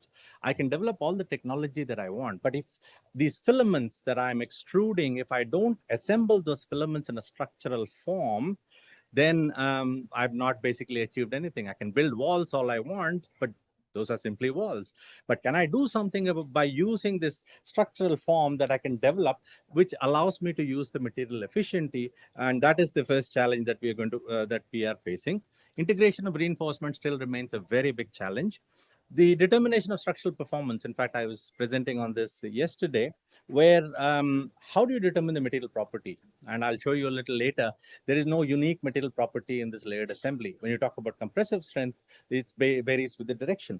And the second thing is, how do I translate what I measure from a small cube or a cylinder onto to project and predict the behavior of a structure? We are still far away from there.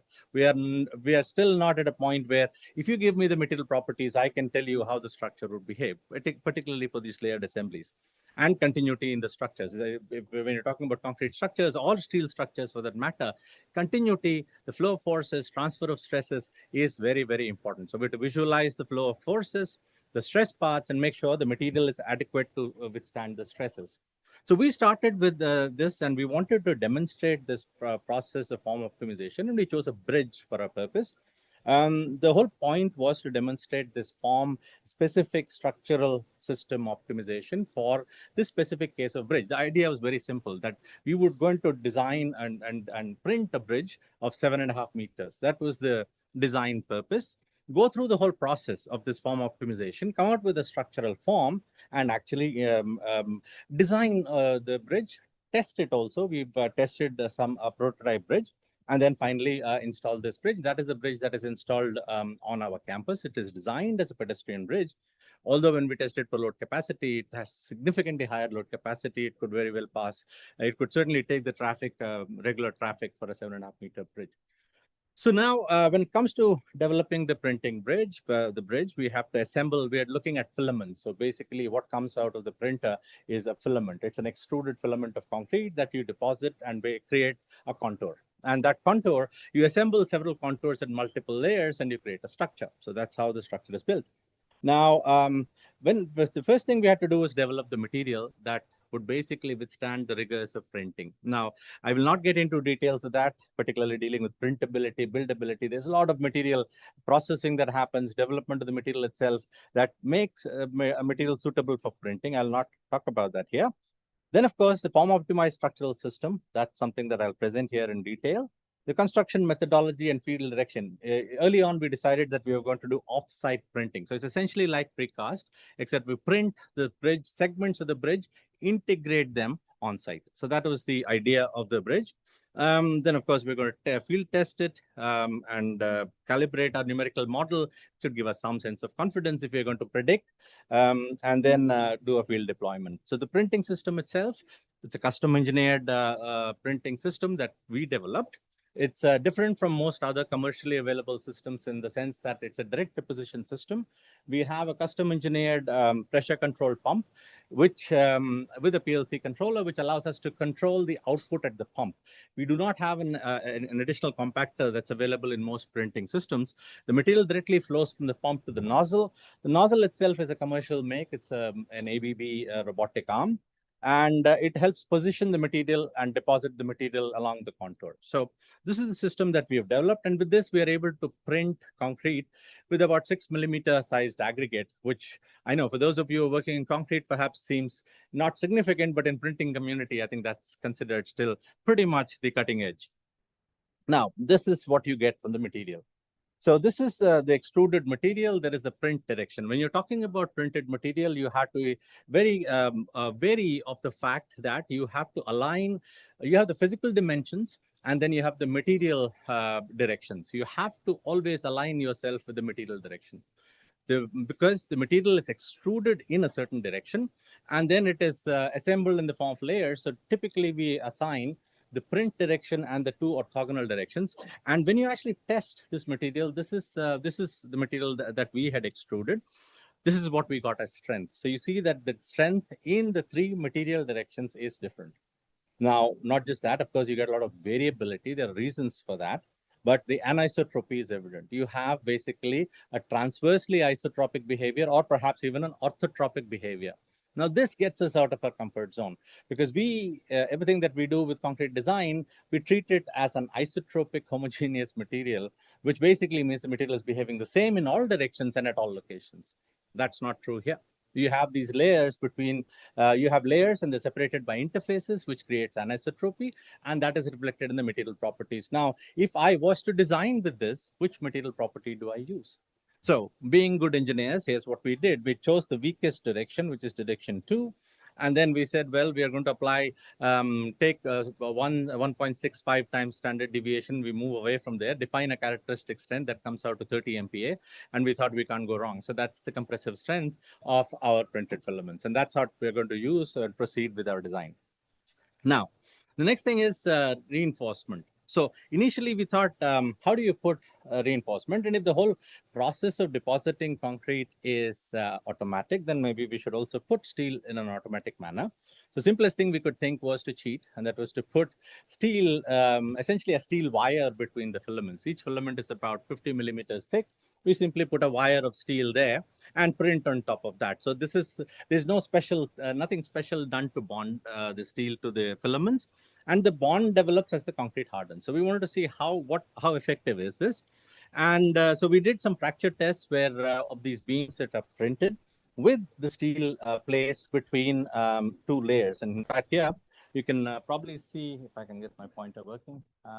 So here you see this is there's a notch. The steel was placed at this level here. We did the fracture test, and from the fracture test, we basically extracted, this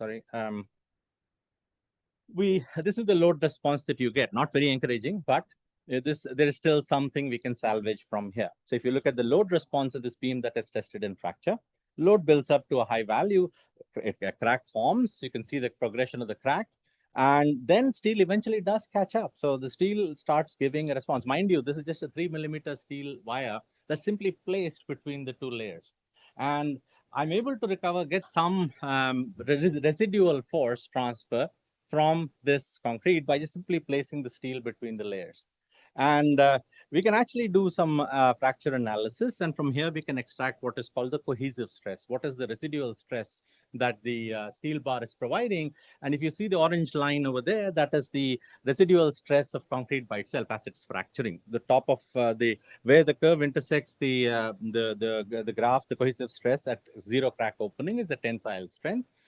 And as you start opening the crack, you see for concrete, the cohesive stress steadily decreases, comes down to zero. But when you put a steel bar in there, you are able to get some little bit of residual stress in there from this tiny little steel bar sitting there.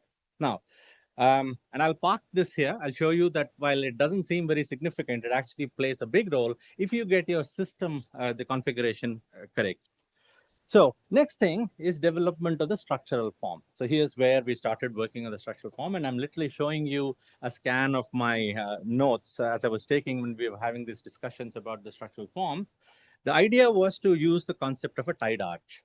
So you have concrete in compression, which is tied with a tension tie. So you separate out compression and tension, use concrete to its advantage. We know it's strong in compression, and simply tie it with a tension tie, which could be a steel tie, which would be just basically holding it together.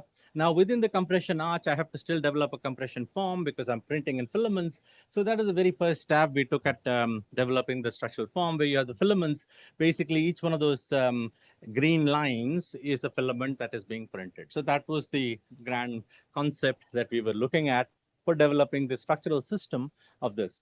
Now, the other thing is, if you think about this, the filaments are basically being placed in those the green lines that are shown there. And as the printer runs along, the filament would be deposited in the strongest direction. The strongest direction of the material is the direction in which it is extruded, and the material would be placed in the strongest direction along those the members of that particular structural form. So by default, I'm using material.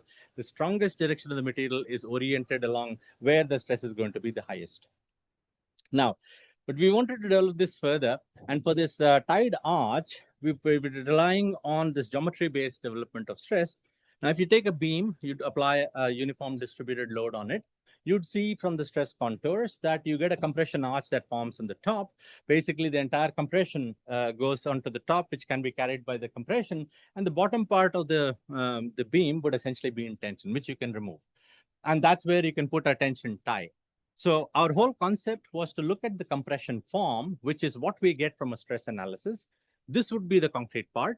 And then we would rely on steel to take the tension. It could be steel, or I could even put abutments and simply transfer the thrust onto the abutments, because all I need is something that takes care of the lateral thrust. So we went about developing the structural form. And for this, we were using the truss design from this stress trajectory. So you can do a stress analysis, identify all the stress trajectories. The compression form comes out in the form of the outer boundary, which is the top surface and the side surfaces.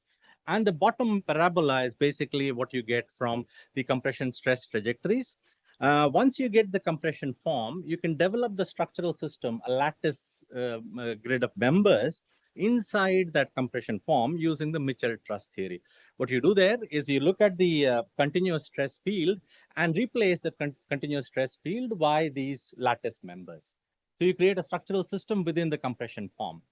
Now, that is a process we followed. This is the first tab of a structural system we developed within that compression form. You have the top chord, the compression arch, and the two sides, and we've basically created a lattice inside there. Now, when you do the analysis of this lattice, what you find, and the analysis is shown the bottom here, you see that the diagonal members alternate in compression and tension. That's what is expected when you have a lattice of diagonal members placed within the compression arch. Now, the top chord actually does see some flexure. There is some bending that happens there. So these are things that we need to worry about when we're doing this. And of course, the strongest direction of the material is oriented, is placed along the members, the filaments that form the structure.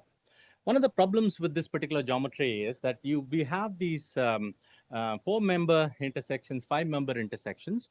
And when we are printing using in concrete printing, in one layer, you basically want a continuous print path. And when you have these 5-member intersections or members crossing each other, you do not get a continuous print path. So the next step in the evolution was to go to a 2-piece bridge. Now here, if you look at it, the diagonal members essentially are continuous. You do not have these 5-member intersections.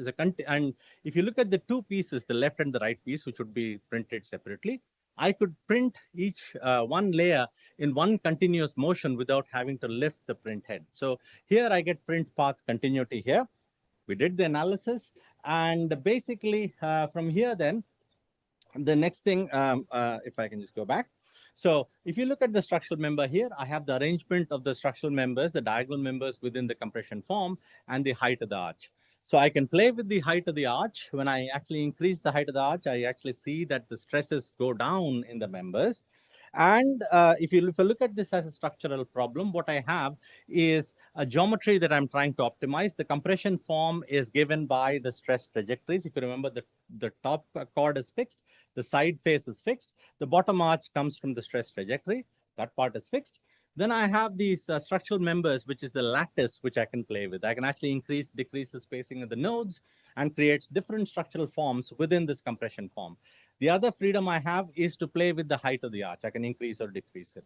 So we did this process iteratively and went through several iterations. And from there, we ended up with a final configuration that you see at the bottom here. And the constraints we had was stress in the members, primarily tensile stress, minimize the tensile stress in the member, and minimize the deflection in the structure. So we are able to actually cut down the deflection, and significantly the self-weight of the structure contributes to the overall deflection. So basically, when I take away material, I'm actually helping the structure by reducing the demands. And that in turn reduces the stresses in the members. So this is the final configuration that we have, that we settled on, which gave us the best performance in terms of deflection and stress. Now, from here, the next step is to actually print a prototype bridge and test it. Now, the prototype bridge, we couldn't do a full 7.5 meters. It is a scaled down version. So everything was essentially shrunk down to a smaller 5.5 meter span. But of course, when you shrink it, your print filament thickness still remains the same. So it's not exactly scaling because the filament thickness is always fixed when I print it. So this is the scaled down version. We printed this prototype bridge that was installed. We tested it, excuse me, load tested it. And the idea of this load testing was to calibrate our numerical model. And when we actually looked at what we were predicting, we were pretty close to the deflections that we were able to get within the linear part of the load response. And by then, we were already hitting serious loads of about 40, 50 kilonewtons. And when we started loading beyond that, the response was still linear. But my students didn't allow me to load the bridge further. They did not want us to damage the bridge. They got really attached to the bridge, so we had to leave it at a certain point. And I said linear calibration is good enough, and so my model effectively works from there. Now, the next thing is to actually print the 7.5 meter bridge. We reinforced it by using the same wire. Now, this is the reinforcement template. Again, just doing what is expedient. Just simply take a wire, bend it in the shape. It's a continuous filament, and every 8 layers would simply lower one of these steel wire templates onto the or I should say after 8 layers, we would basically lower one of these steel templates, which is again a continuous run of steel, which is placed between 2 filaments. And we already have the tensile response, the cohesive response that we got from the fracture test.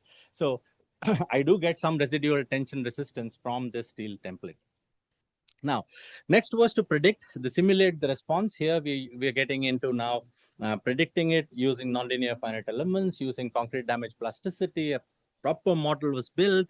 And the idea was to be able to predict the load capacity. How much can this bridge possibly take? And here again, we're cheating a little bit because we've only done the linear calibration, but we're pushing our simulations to see how far, what load the bridge could actually take. So here is the load response that we got. That's the curve in the blue.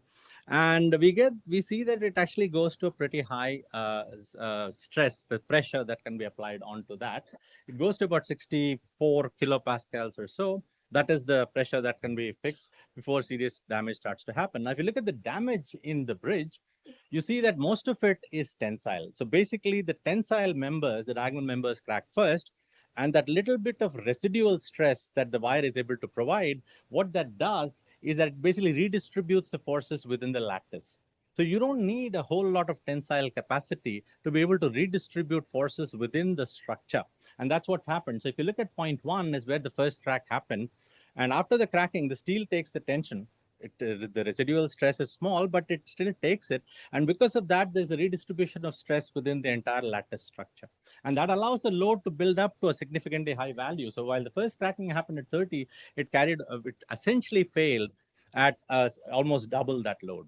And while it went from 0.1 to 0.3, there was a lot more cracking, a lot more diagonal members cracked, and there was a little bit of residual stress that the tension wire was providing. The final failure happens because of the compressive strut. When the compressive strut fails, one of the members that's loaded in compression, when that fails, the structure goes. So that's it gives us a reassurance that even with a little bit of tension reinforcement, for a structure that's optimized and I'm putting concrete in compression, I can actually design structures that can take significant amount of load. Just to show you the sequence of damage, here is the tensile cracking at different points in the load response. And the final failure is because of compression damage in the strut. This is the final bridge that was installed. It is offsite printed, 2 segments with a closure pore. This bridge has been designed as per standards as a pedestrian bridge. But of course, our load analysis reveals that we could actually carry significant traffic loading if we had to do it.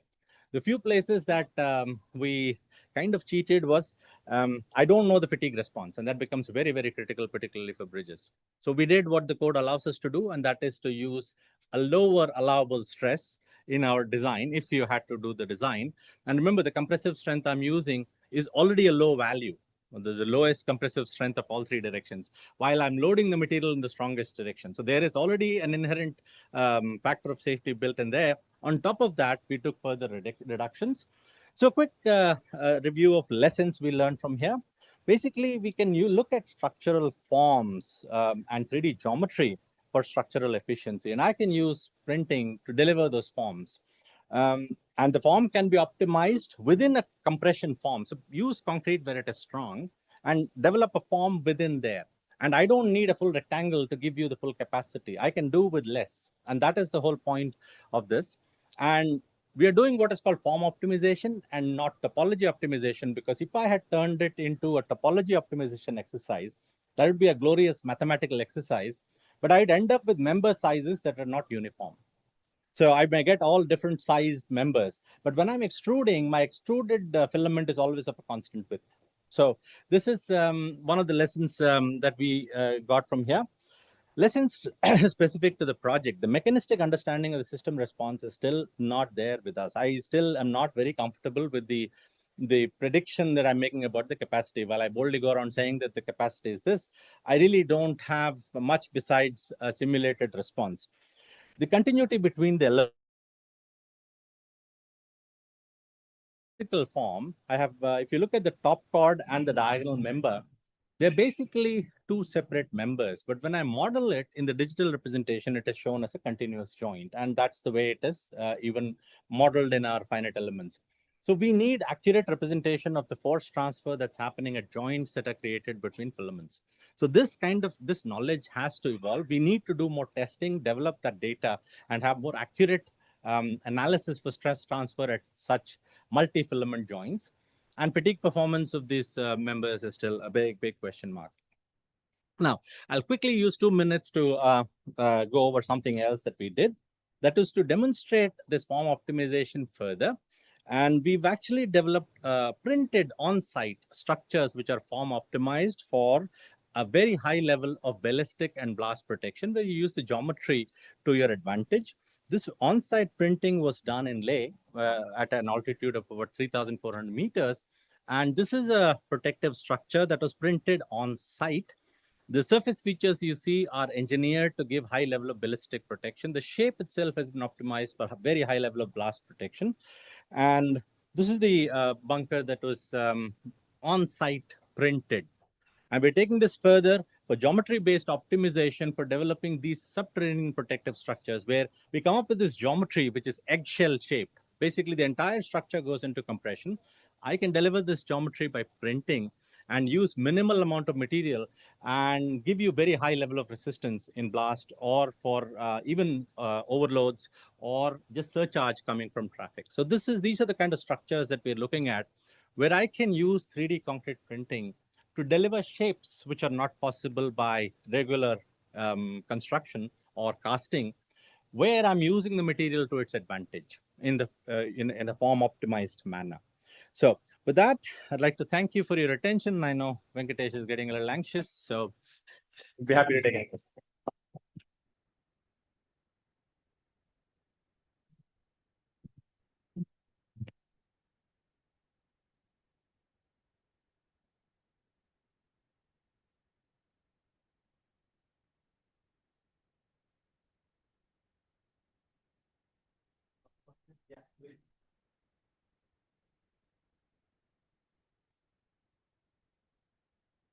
Thank you, Professor, for your excellent presentation. And this is a very timely research.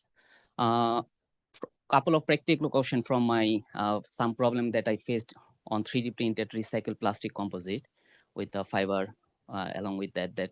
Okay, if you see the physical form with the cord and the wave for the truss, there is a bonding problem between the wave and the cord. So you're testing with a small amount of load, which might not create a shear over there. But when you did the final element, and when you go beyond the particular elastic limit, then this shear failure could be there. And even for earthquake or any type of lateral loading, this area actually really problematic. And for my industry project, I really struggling to fix up that and still keep continuing on that about this bonding between the different segment, because during the printing it takes time. We are not simultaneously printing all the cord at the same time, and then some part is curing and then coming back, and bonding issue always there. So how we might solve this issue actually? Thank you. No, that's a very we did was, if you look at the circle at the very top, so you see the top filament, and then you see the lattice, the diagonal lattice members, right? Now, during printing, depending on the precision you get, the contact between the members, that varies. So, you really have to get your printing done properly, where the precision at that particular joint becomes very important. What we have done is we do have a steel reinforcement that crosses over these two elements. So if you look at my reinforcement template, that basically runs across the two diagonal members and goes into the top part. So that gives me, it's almost like putting a shear stud across these two. So that's helping. What we've done is actually we have printed only these elements and tested them in different stress combinations. And we find that actually that joint with that little bit of steel reinforcement going across is able to transfer the stress, and that doesn't fail. That we have seen. And I really don't need that to have a very high capacity. All it has to do is have enough capacity in bearing, which is a given, and shear. And that little bit of steel reinforcement that we have in the form of stud helps with this particular problem. Sure. Let's go next. Keep your question to less than 20 seconds, quickly, so that we will have more questions. Thank you, Professor, for your excellent talk. My question is regarding the simulation work you have done on this bridge. You have loaded the structure, and then you are having a bilinear response of the stress strain, and then there is a drop. Yeah. So in the simulation, once the peak load is reached, then what happens is it will deform dynamically, and there is a sudden like a lot of dynamic deformation will happen. Right. And we expect that the structure will fail at that point of time. Yeah. If it is not a displacement control and all, in Yeah. real life, post peak, there's no load carrying capacity. Yeah. So in the actual model, when you when you put the steel and all, that steel will not be helping out, because once that peak load is reached, after the time the structure crashes out, and then there's how the steel will help in the load carrying capacity. Sure. Let me answer that by going back to how we got to that point, right? So what happens here is you get tensile damage. The tension ties, if you call them, the diagonal members that are in tension, those are the ones that crack first. And that little bit of steel that we placed basically is able to give some residual tensile carrying capacity. What does that do? It basically redistributes the forces within the truss then. So that allows us to carry the load from the first cracking up to a point where a full mechanism develops. So you have essentially, by the time you reach the maximum load, essentially a mechanism is developed. You have all these cracks that have formed, which are like small hinges along the diagonal members, and it's essentially a mechanism. And after that, then the final failure happens when the compressive strut fails. And that's where it becomes really dynamic. So if I don't put that steel, I won't even get to that point where the full mechanism develops. And to develop the mechanism, I need at least some residual resistance coming from the diagonal member. Now, we can still optimize it, put more steel, less steel, we have to look at it. And even the dynamic drop that you see with compressive failure can perhaps be avoided. It's something that we need to work on to get a more, I would say, ductile response from the structure. Sure. Next question, anyone? Yeah, please. I was expecting that question from Venkatesh, but no, not at this point. But yes, at this point, yeah, fire is not a priority. Sure. I hate to say that, Venkatesh, but no problem. Anybody else? Yeah, please.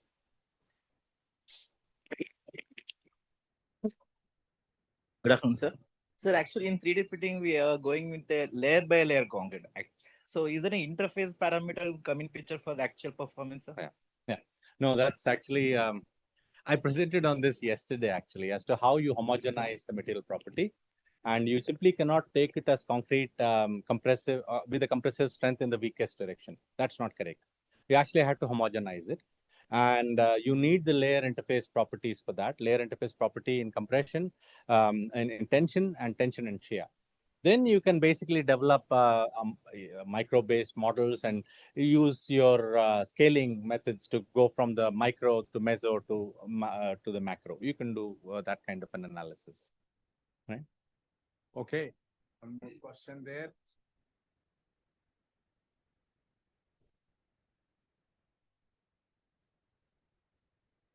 Morning, sir.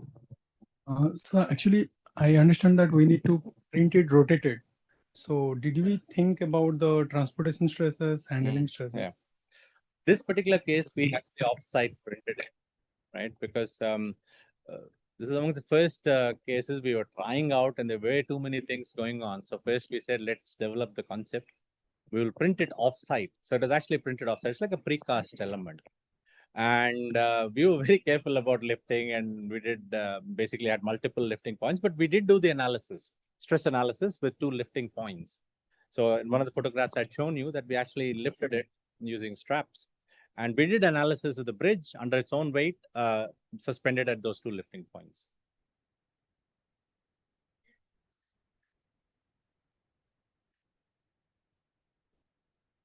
Yeah, so at this point, I'm not trying to optimize at that stage. I'm just simply making sure that the bridge survives. Okay. Okay. I have one last question, quickly.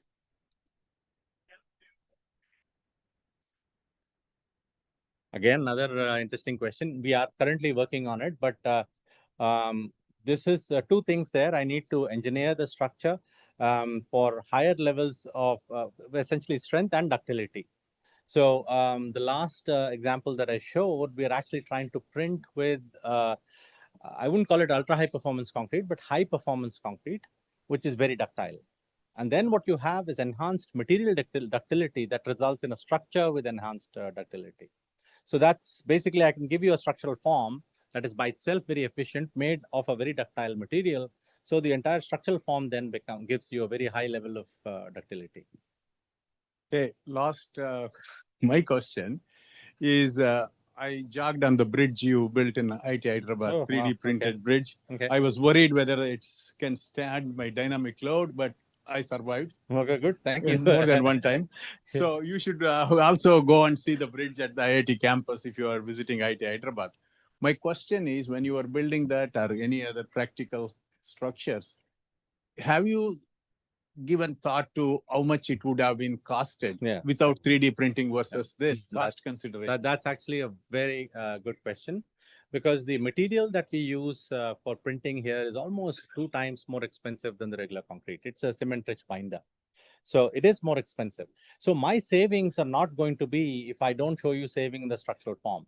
So for that, then I have to design an equivalent concrete bridge of 7.5 meters span and show you that I'm able to save material. And I have to save enough material to overcome the cost differential. We have done that exercise, and we find that net we save about 40% cost, including the enhanced cost of the material. So the bridge is actually only 22%, the area of the rectangle is the bridge, as opposed to a solid rectangle. So there's substantial savings in the material that overcomes the increased cost of the material itself. Thank you very much, KVL, for excellent presentation. Well, thank you. Thank you.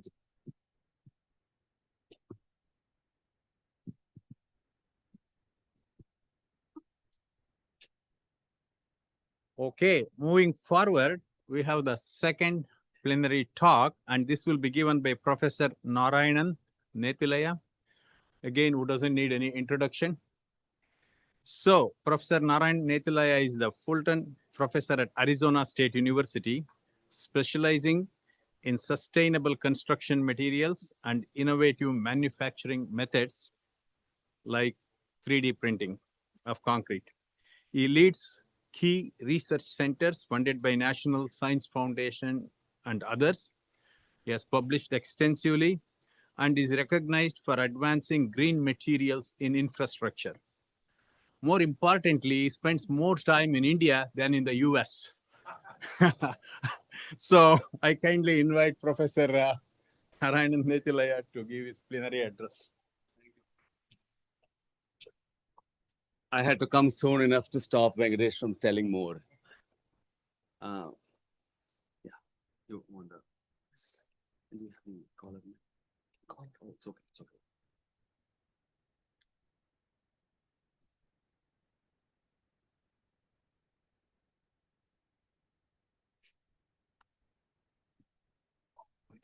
No, it's not showing. It's not projecting. No, it's not projecting yet. No, it's not projecting. It's okay. All right. So just enough good morning. In 2 minutes, I would have lost the good morning. Thank you for the invitation. Wonderfully well organized, and I should congratulate all the organizers for doing such a phenomenal job in taking care of all of us. So thank you for that first. We had 2 beautiful bridge talks, so I'll slightly change topics and go into more of the smaller scale stuff that makes up bridges and talk about the idea that we have been constructing, we have been doing things in a certain fashion for all this time. Is there a way to change? Is there a need to change? I think that's fairly straightforward argument that there is a need to change. I will look at, is there a way to change and way to change more sustainably, more economically, and effectively in a way that helps development happen in a better fashion. So that's what I'm going to be talking about. Just acknowledge all the people that we have worked on several of these topics over So this is a compilation of work that has happened over the last 5, 6, 7 years with different funding agencies and different people and different senders that have funded our work. So gloom and doom scenario. This is what you would have heard. Climate change, concrete, big problem, right? And the most destructive material on earth. There's even, and that's best of 2019. So, we don't have to, for all of you, this should not be music to anybody's ears. Best of 2019 saying concrete is the most destructive material.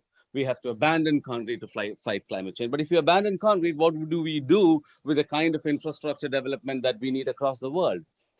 India, China, Africa, all these countries need tremendous amount of infrastructure. What other material will you use? What other material will you use at this cost and this versatility that you can get? So the question of, it's a very nice newspaper article, can spur a lot of thought. So can you do something else? But from somebody who is using concrete all the time, we should also think about, is there any merit in that argument? Is there at least some amount of merit in that argument that there is some destruction happening with concrete?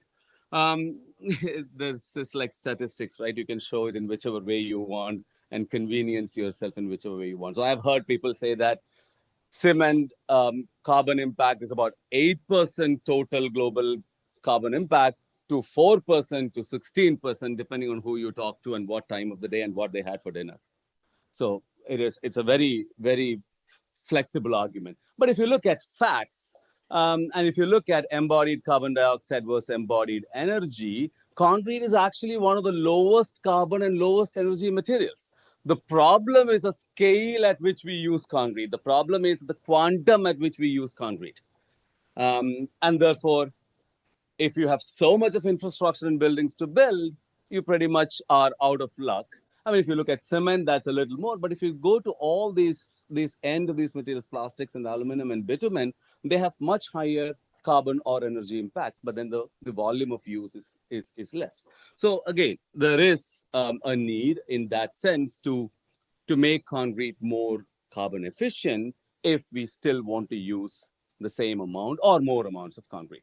So cement production, again, I'm not going to go through it. I'm preaching to the choir. You have to extract raw materials. They have to go through a whole sequence of grinding, crushing, pyroprocessing, packaging, transporting, and it adds up with respect to carbon impact. But if you look at where the most impact comes from, that's in this manufacturing step, where you take limestone, you heat limestone to 900 degrees Celsius to make it calcium oxide, and then you fuse the calcium oxide with silica and alumina to form what you get as clinker, and then you grind the clinker to get cement. That process of calcination, where you heat the raw materials and then fuse with silica and alumina, that's where the highest amount of carbon impact and energy impacts are.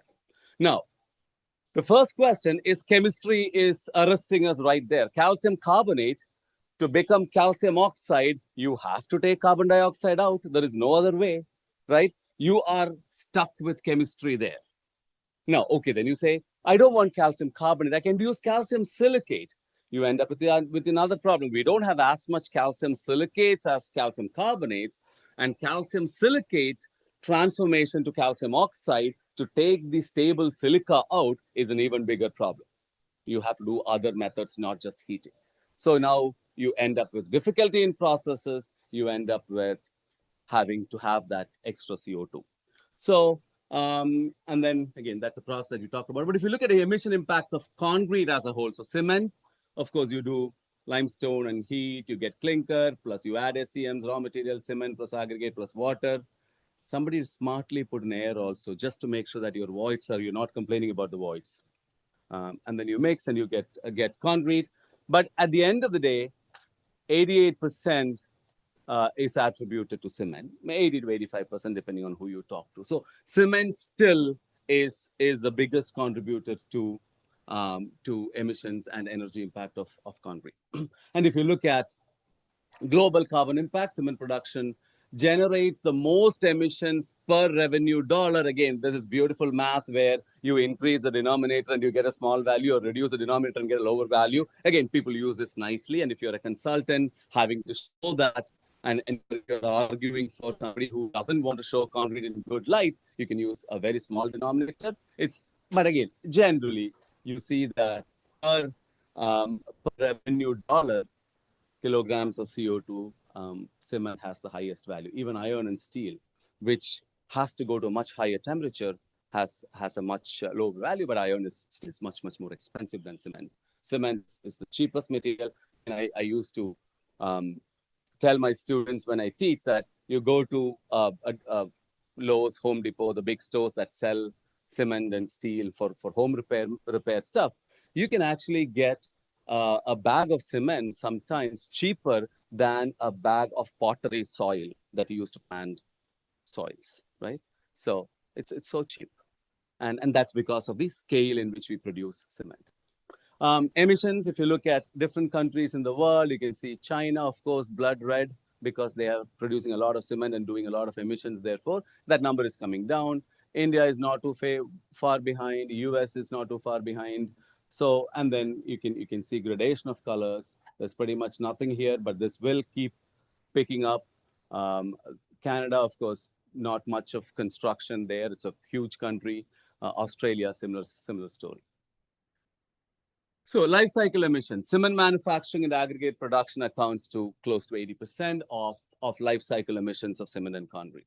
That's a fact that we have to live with. So the question is, how do we mitigate it, right? And this is from US Department of Energy. This is typically a United States scenario.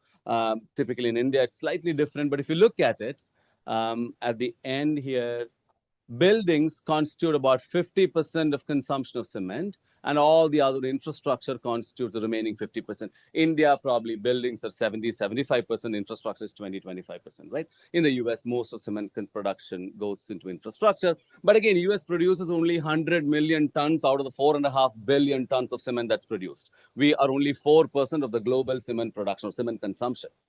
And most of it goes to infrastructure, whereas India, the scale is going up. India is probably at about 150 million now, or 250 million now, projected to go further up. So the scales will tilt in developing economies pretty fast. And especially like your director was talking in the morning, 2047, Vikasit Bharat, you need a lot of construction, a lot of infrastructure by 2047 to happen. And this scale is going to tilt phenomenally so that the emissions will have to be curtailed. Right, so how do we mitigate? Phenomenally, first question that is asked and the first answer that you get from anybody who does cement, use lots of waste materials. Use SEMs, use less clinker, use all of these. Which is okay in a place like India where you have plenty of fly ash, plenty of SEMs. In the US, we are pretty much out of fly ash. Really no fly ash is available, or very little fly ash available, because coal power plants have been shut down. Maybe coal is coming back in the US in the name of clean coal. We don't know what that is, but we are getting clean coal back. So maybe it'll turn, but right now we don't have coal. So we don't have fly ash. The other issue then we can do is to find out alternate process heat. Don't use petroleum, don't use fossil fuels that create CO2. Use something else to heat, use solar to heat. Think about getting solar to 1200, 1400 degrees Celsius. You can't even get your water heater, boil your water with solar effectively. Try getting it to 1200, 1400. Solar is a problem. There are methodologies to overcome that, but again, they're going to be very expensive solutions. So what are the other pathways and what are the economical pathways that we can look at? I'll skip this slide. So if you talk about clinker supplements, which is vastly talked all over the world or most parts of the world, here is some very interesting statistics they've come up with. Alternate binders, new innovative SEMs, 2020 to 2030 time scale, they're going to go up, but they're going to come down 2030, 40, 40, 50, they're going to come down. Green clinker pilot plants are rolling out in several parts of the US. Again, this is mostly US scenario. And at scale, clinker from carbon capture, storage, that's going to go up. That's a projection. Again, carbon capture might not be as lucrative as it was last week, literally last week, for reasons that if you follow US news, you will know. So that's not going to be the solution effectively, I think. So what else can it be? Natural SEMs and fillers. Lots of natural SEMs are becoming common. You can do aluminosilicates out of dig out of the earth. We'll talk a little bit about that. There is gray clinker talk where you phase out some of the old plants and come out with pure gray clinker assets being closed out, which is happening in the US a little bit. There is very little pure OPC plants now. Everybody is moving into Portland limestone cements, PLCs, right? Which is the precursor to limestone calcined clay cements, which is LC3, which is the natural SEMs. So lots of different movements in that scenario. But if you look at supply and demand side strategies, these are your conventional supply side strategies. You reduce your clinker to cement ratio. You reduce your clinker content. I don't know, Indian cements are probably at about 0.85, I think. US cements are about 0.82. There are some European cements that have a clinker to cement ratio of 0.7, but the global average still hovers around 0.8-ish clinker to cement ratio. Electricity decarbonization, that's a total new policy decisions. And how do you go away from fossil fuels and come up with other ways of creating electricity? India is doing better with lots of hydroelectric projects, with lots of nuclear projects coming in. In the US, we pretty much had no nuclear plants done in a long time. The closest we came to building one was in 2011. And as clockwork, Fukushima struck and we stopped everything. So there's really no alternate energy sources that are coming up other than the renewables, which is solar and wind and geothermal for that matter. Supply side strategies, low carbon cement chemistries. If you keep a lookout, you will see lots of different low carbon cement chemistries. You have calcium silicate cements, calcium aluminate cements. You have magnesium based cements. A lot of these low carbon cement chemistries are there. Carbon capture and utilization, I wouldn't go too much into it. And then there's a bunch of material sides, demand side strategies, which you heard, optimization, for example, like you saw in 3D printing just before, really a demand side strategy where you do material efficient design. You heard in the first talk on bridge design, where you can actually make it much more efficient through design strategies. Those are all demand side strategies. But if you look at materials efficiency, where is the world going to? At least when I say world, in the US, we have the habit of saying world is the US, right? Because we don't see any news other than what is happening in the US. So Portland limestone cement is what is picking up, and it's happening in most parts of the world in some fashion. Blended cements with fly ash in India, this is a great option. It still will be a great option. Blended cement with steel slag, I won't even talk about it in the US because we don't have steel slags available. All steel slags are accounted for. We don't really have new steel plants. And even if there are steel plants, there are electric arc furnace slabs, no more blast furnaces, right? So you get into trying to solve one problem, and therefore you end up with not enough materials for concrete the way we want to use it. And then limestone calcined clay cements at the bottom. Where is my the limestone calcined clay cements here, which is quite efficient in carbon reduction. So now the question is, how do we extend this further and how do we apply it? So let's talk about a few of those things. Portland limestone cements, the science has been proven for quite a long time. 10-15% of limestone ground back into the cement so that you can save that 15% clinker. Great strategy. What happens is that a little amount of that limestone can react with the aluminates available to form monohemicarbonates, in addition to the CSH gel that you form to give you additional properties. You save extra cement. There's a bunch of theory as to how this happens, but you don't have to worry too much about it. This can be done. So in the US, we have what is called a performance-based specifications for cement.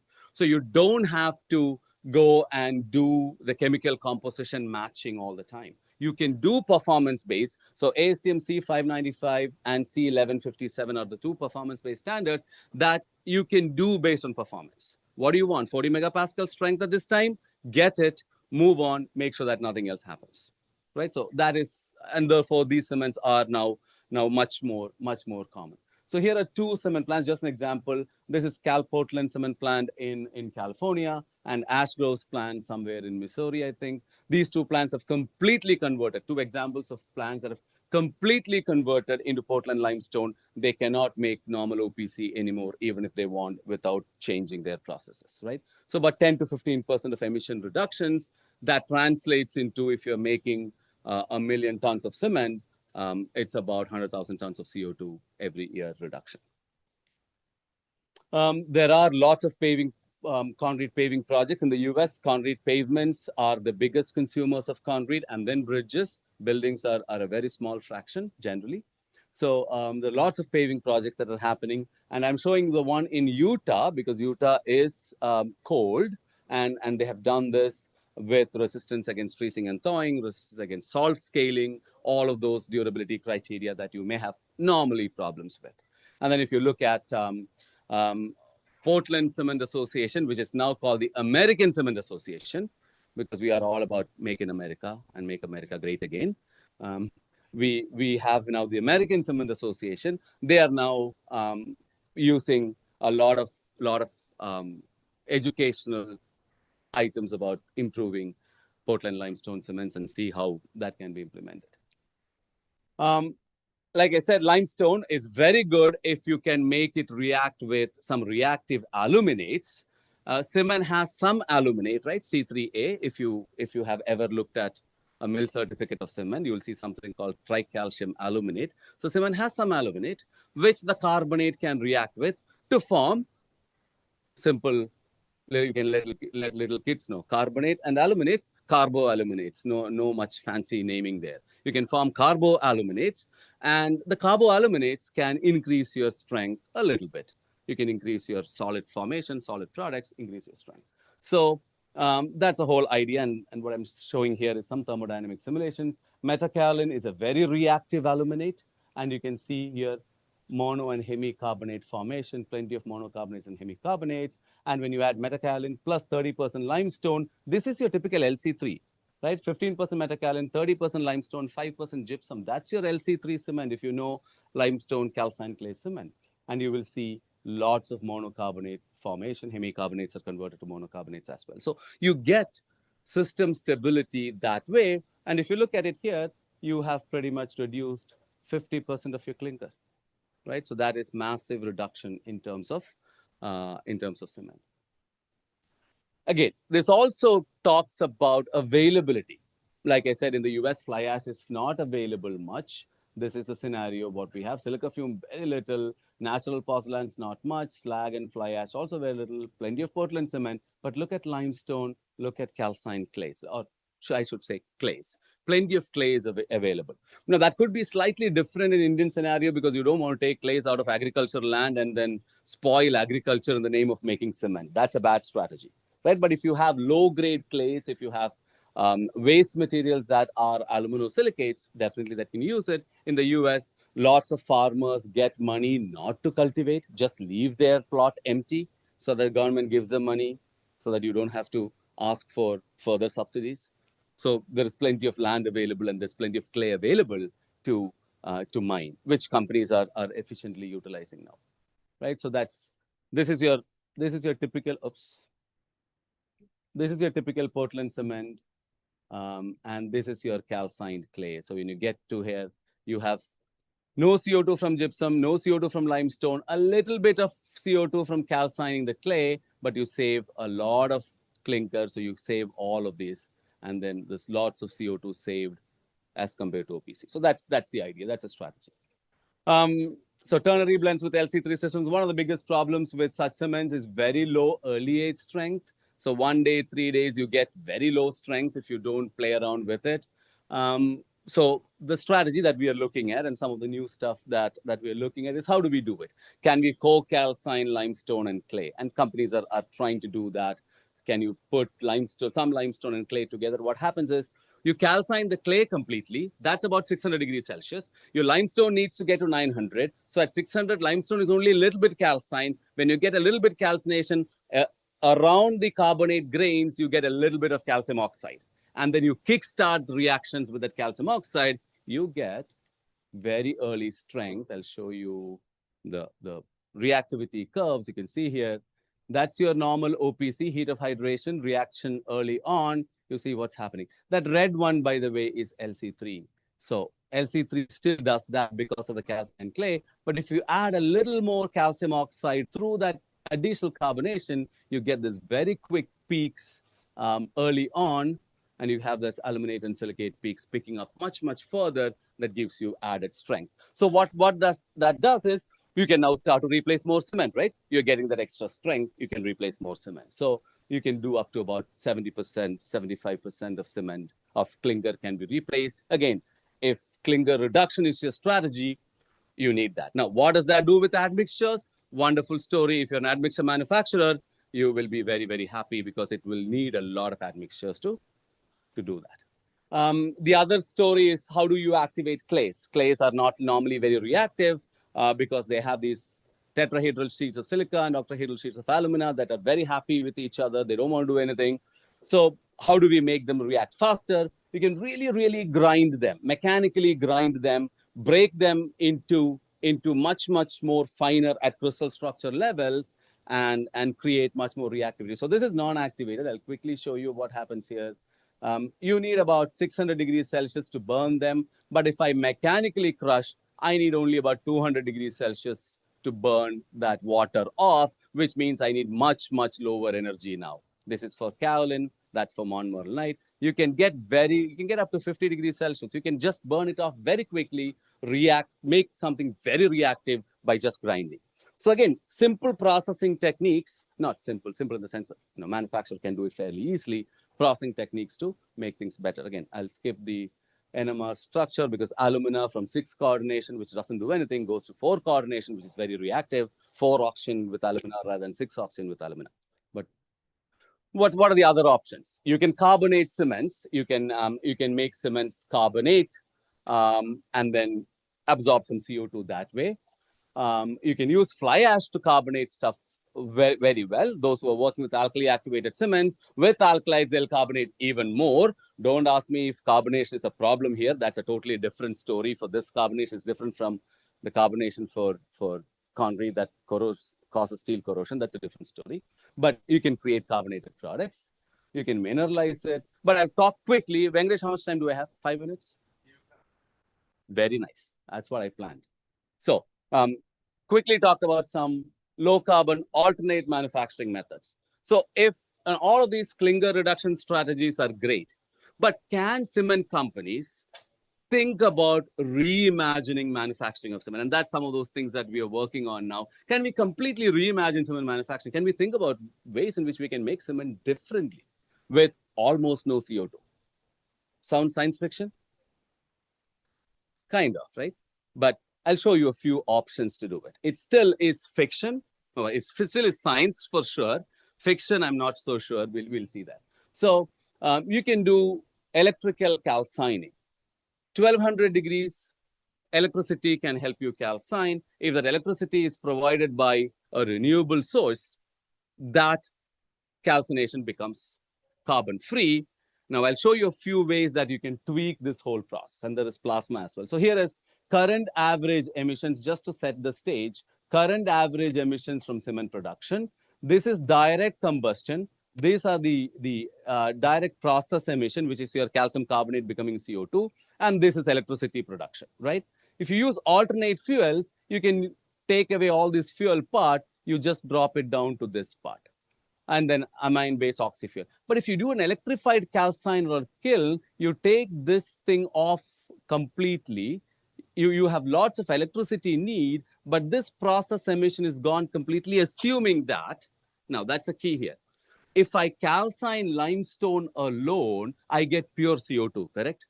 Whereas in the current cement manufacturing, you are getting CO2 mixed with a lot of other gases that is very difficult to separate. And then if I do an electrochemical process, I have no process emissions. I'm not even breaking calcium carbonate into CO2 at all. And I'll show you quickly one slide on that. So here is one way of doing it. You have an electrically heated calciner, which basically means limestone is calcined by itself, not as a raw meal with everything, just limestone heated, which means you get pure CO2 that you can take off and sequester and do something else. And then you have rotary kiln. Here you start mixing the remaining things and you create it. Your pure CO2 can be captured, right? You can integrate it with the CCUS method. You can co-locate it with a facility that needs CO2 as a raw material, like chemicals, ethylene, acetylene, all of them need CO2. You can co-locate it, right? The CO2 gets used, your cement comes out almost CO2 free, if that's one option. The other option is electrochemical technologies. This is a little more into fundamental science regime, where you can start breaking calcium carbonate into calcium hydroxide, essentially, not calcium oxide, into calcium hydroxide by electrochemistry, right? And this can be done in 2 or 3 different ways. You can do a high temperature electrolysis using molten salts. You can do room temperature electrolysis. You can do recycling in seawater, where you can do ion exchange. There are multiple ways of doing it. But all electrolysis method essentially creates only calcium hydroxide. With that, you have to fuse silica and alumina. You need something else.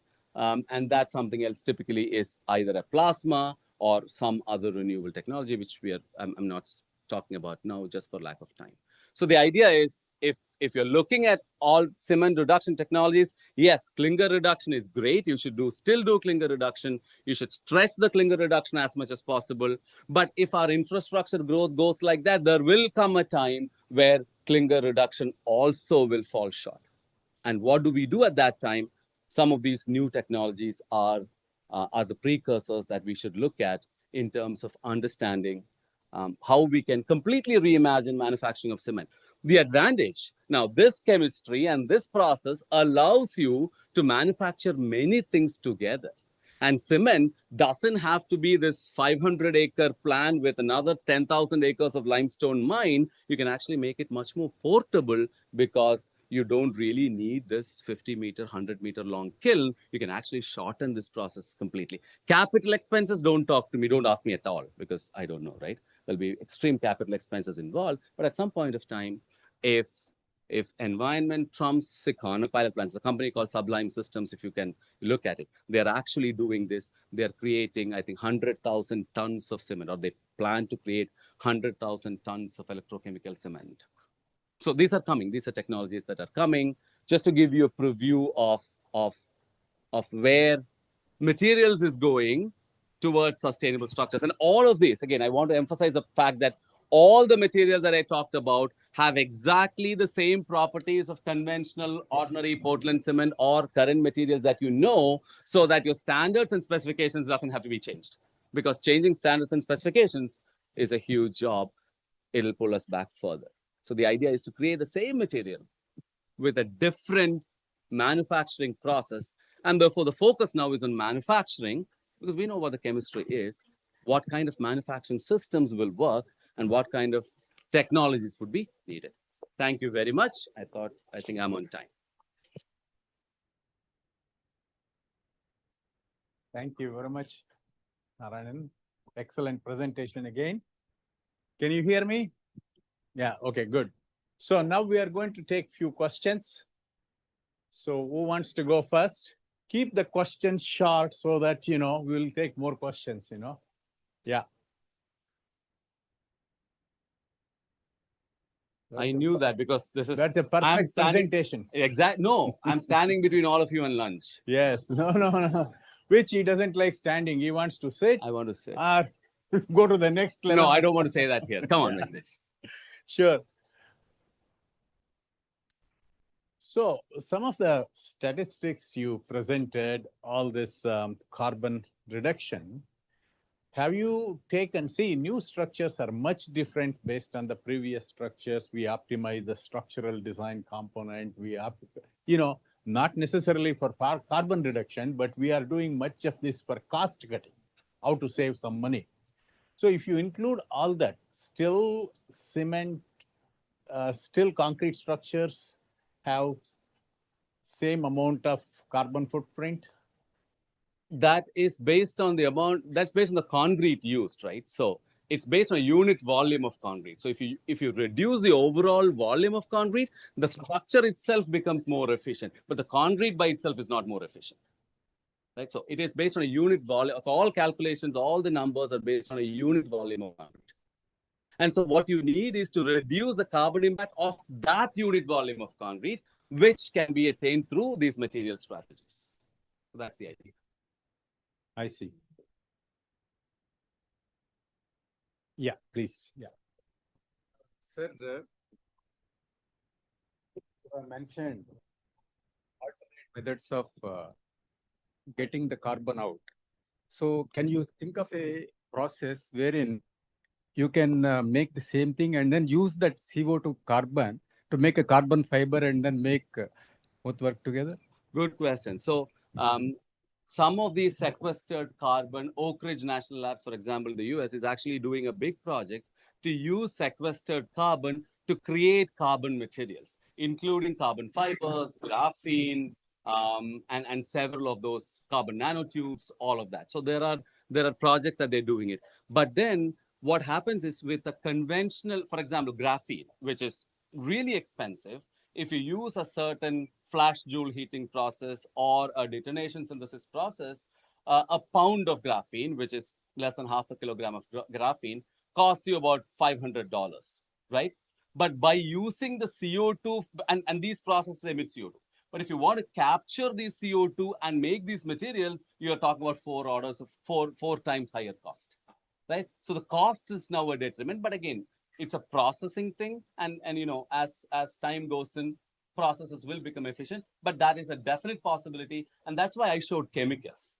Converting a captured CO2, especially a hot CO2 from a kiln or a furnace, to a chemical like acetylene or ethylene is a much more easier process than creating carbon fibers. Yes, that's the question. Yeah, please.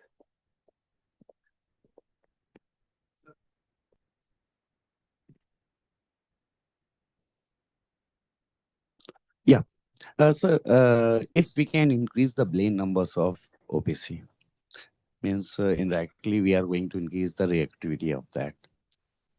That means that can be a point where we can utilize that binder for more volume of concrete making.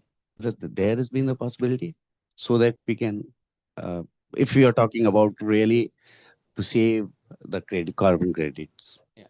So if you increase the reactivity of cement, if you increase the reactivity or blend fineness from 350 meters square per gram to 500 meters square per gram, which I think many of the cement companies are already getting there in India. If you will reduce the cement content by 200 kilograms per meter cube, you have a valid point. But are we reducing the cement content when we increase the blend's fineness? Because we increase the blend's fineness to further increase the strength. That's the idea, right? So our blend's fineness increase to further increase the strength. Of course, forget about all the heat of hydration issues and shrinkage cracking that comes along with it. But the fundamental idea is to increase the strength. So if you can increase the strength and reduce the cement content by 200 kilogram per meter cube, I have no problem. We should do that. And if that's the easiest way, that should be perfectly fine. But you're still using pure OPC clinker to do that. While the problem is that even if you have a very fine cement, by the time you make a high performance concrete, only a fraction of a cement is hydrating. The rest of it is staying there as a very expensive carbon intensive filler. The question is, why not change that? Why not reduce the clinker content, reduce the amount of cement, make the available amount of cement work much harder, use other fillers to do what a hard unreacted cement will do. That's the whole idea of optimizing the cement production process. Okay. Thank you. Thank you, Narayanan. Thank you. So thank you all for an excellent session. Now I am going to give it to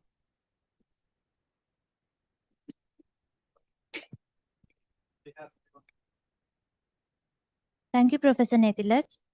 I now request our plenary chair, Professor Kodor, to kindly present token of appreciation to our plenary speakers. Sir, I kindly request you to come on the dais.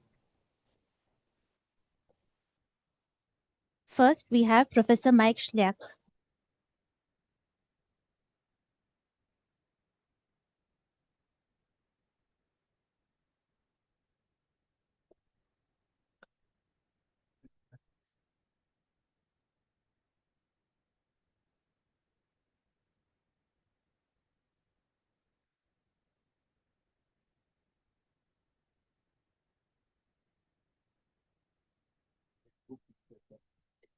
Professor Subramanyam, may we have you on the dais?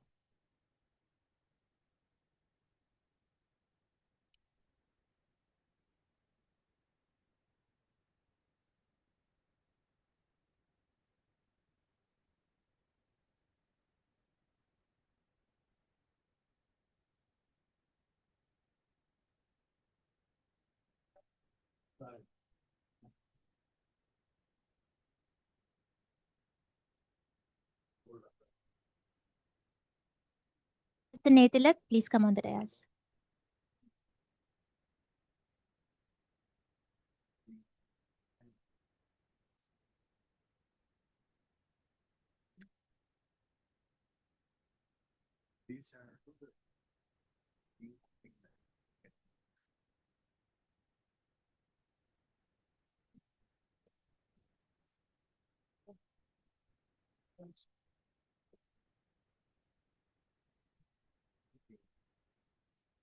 Sir. 1 minute. Now I kindly request Professor Schleich to present the token of appreciation to our plenary chair, Professor Kodor.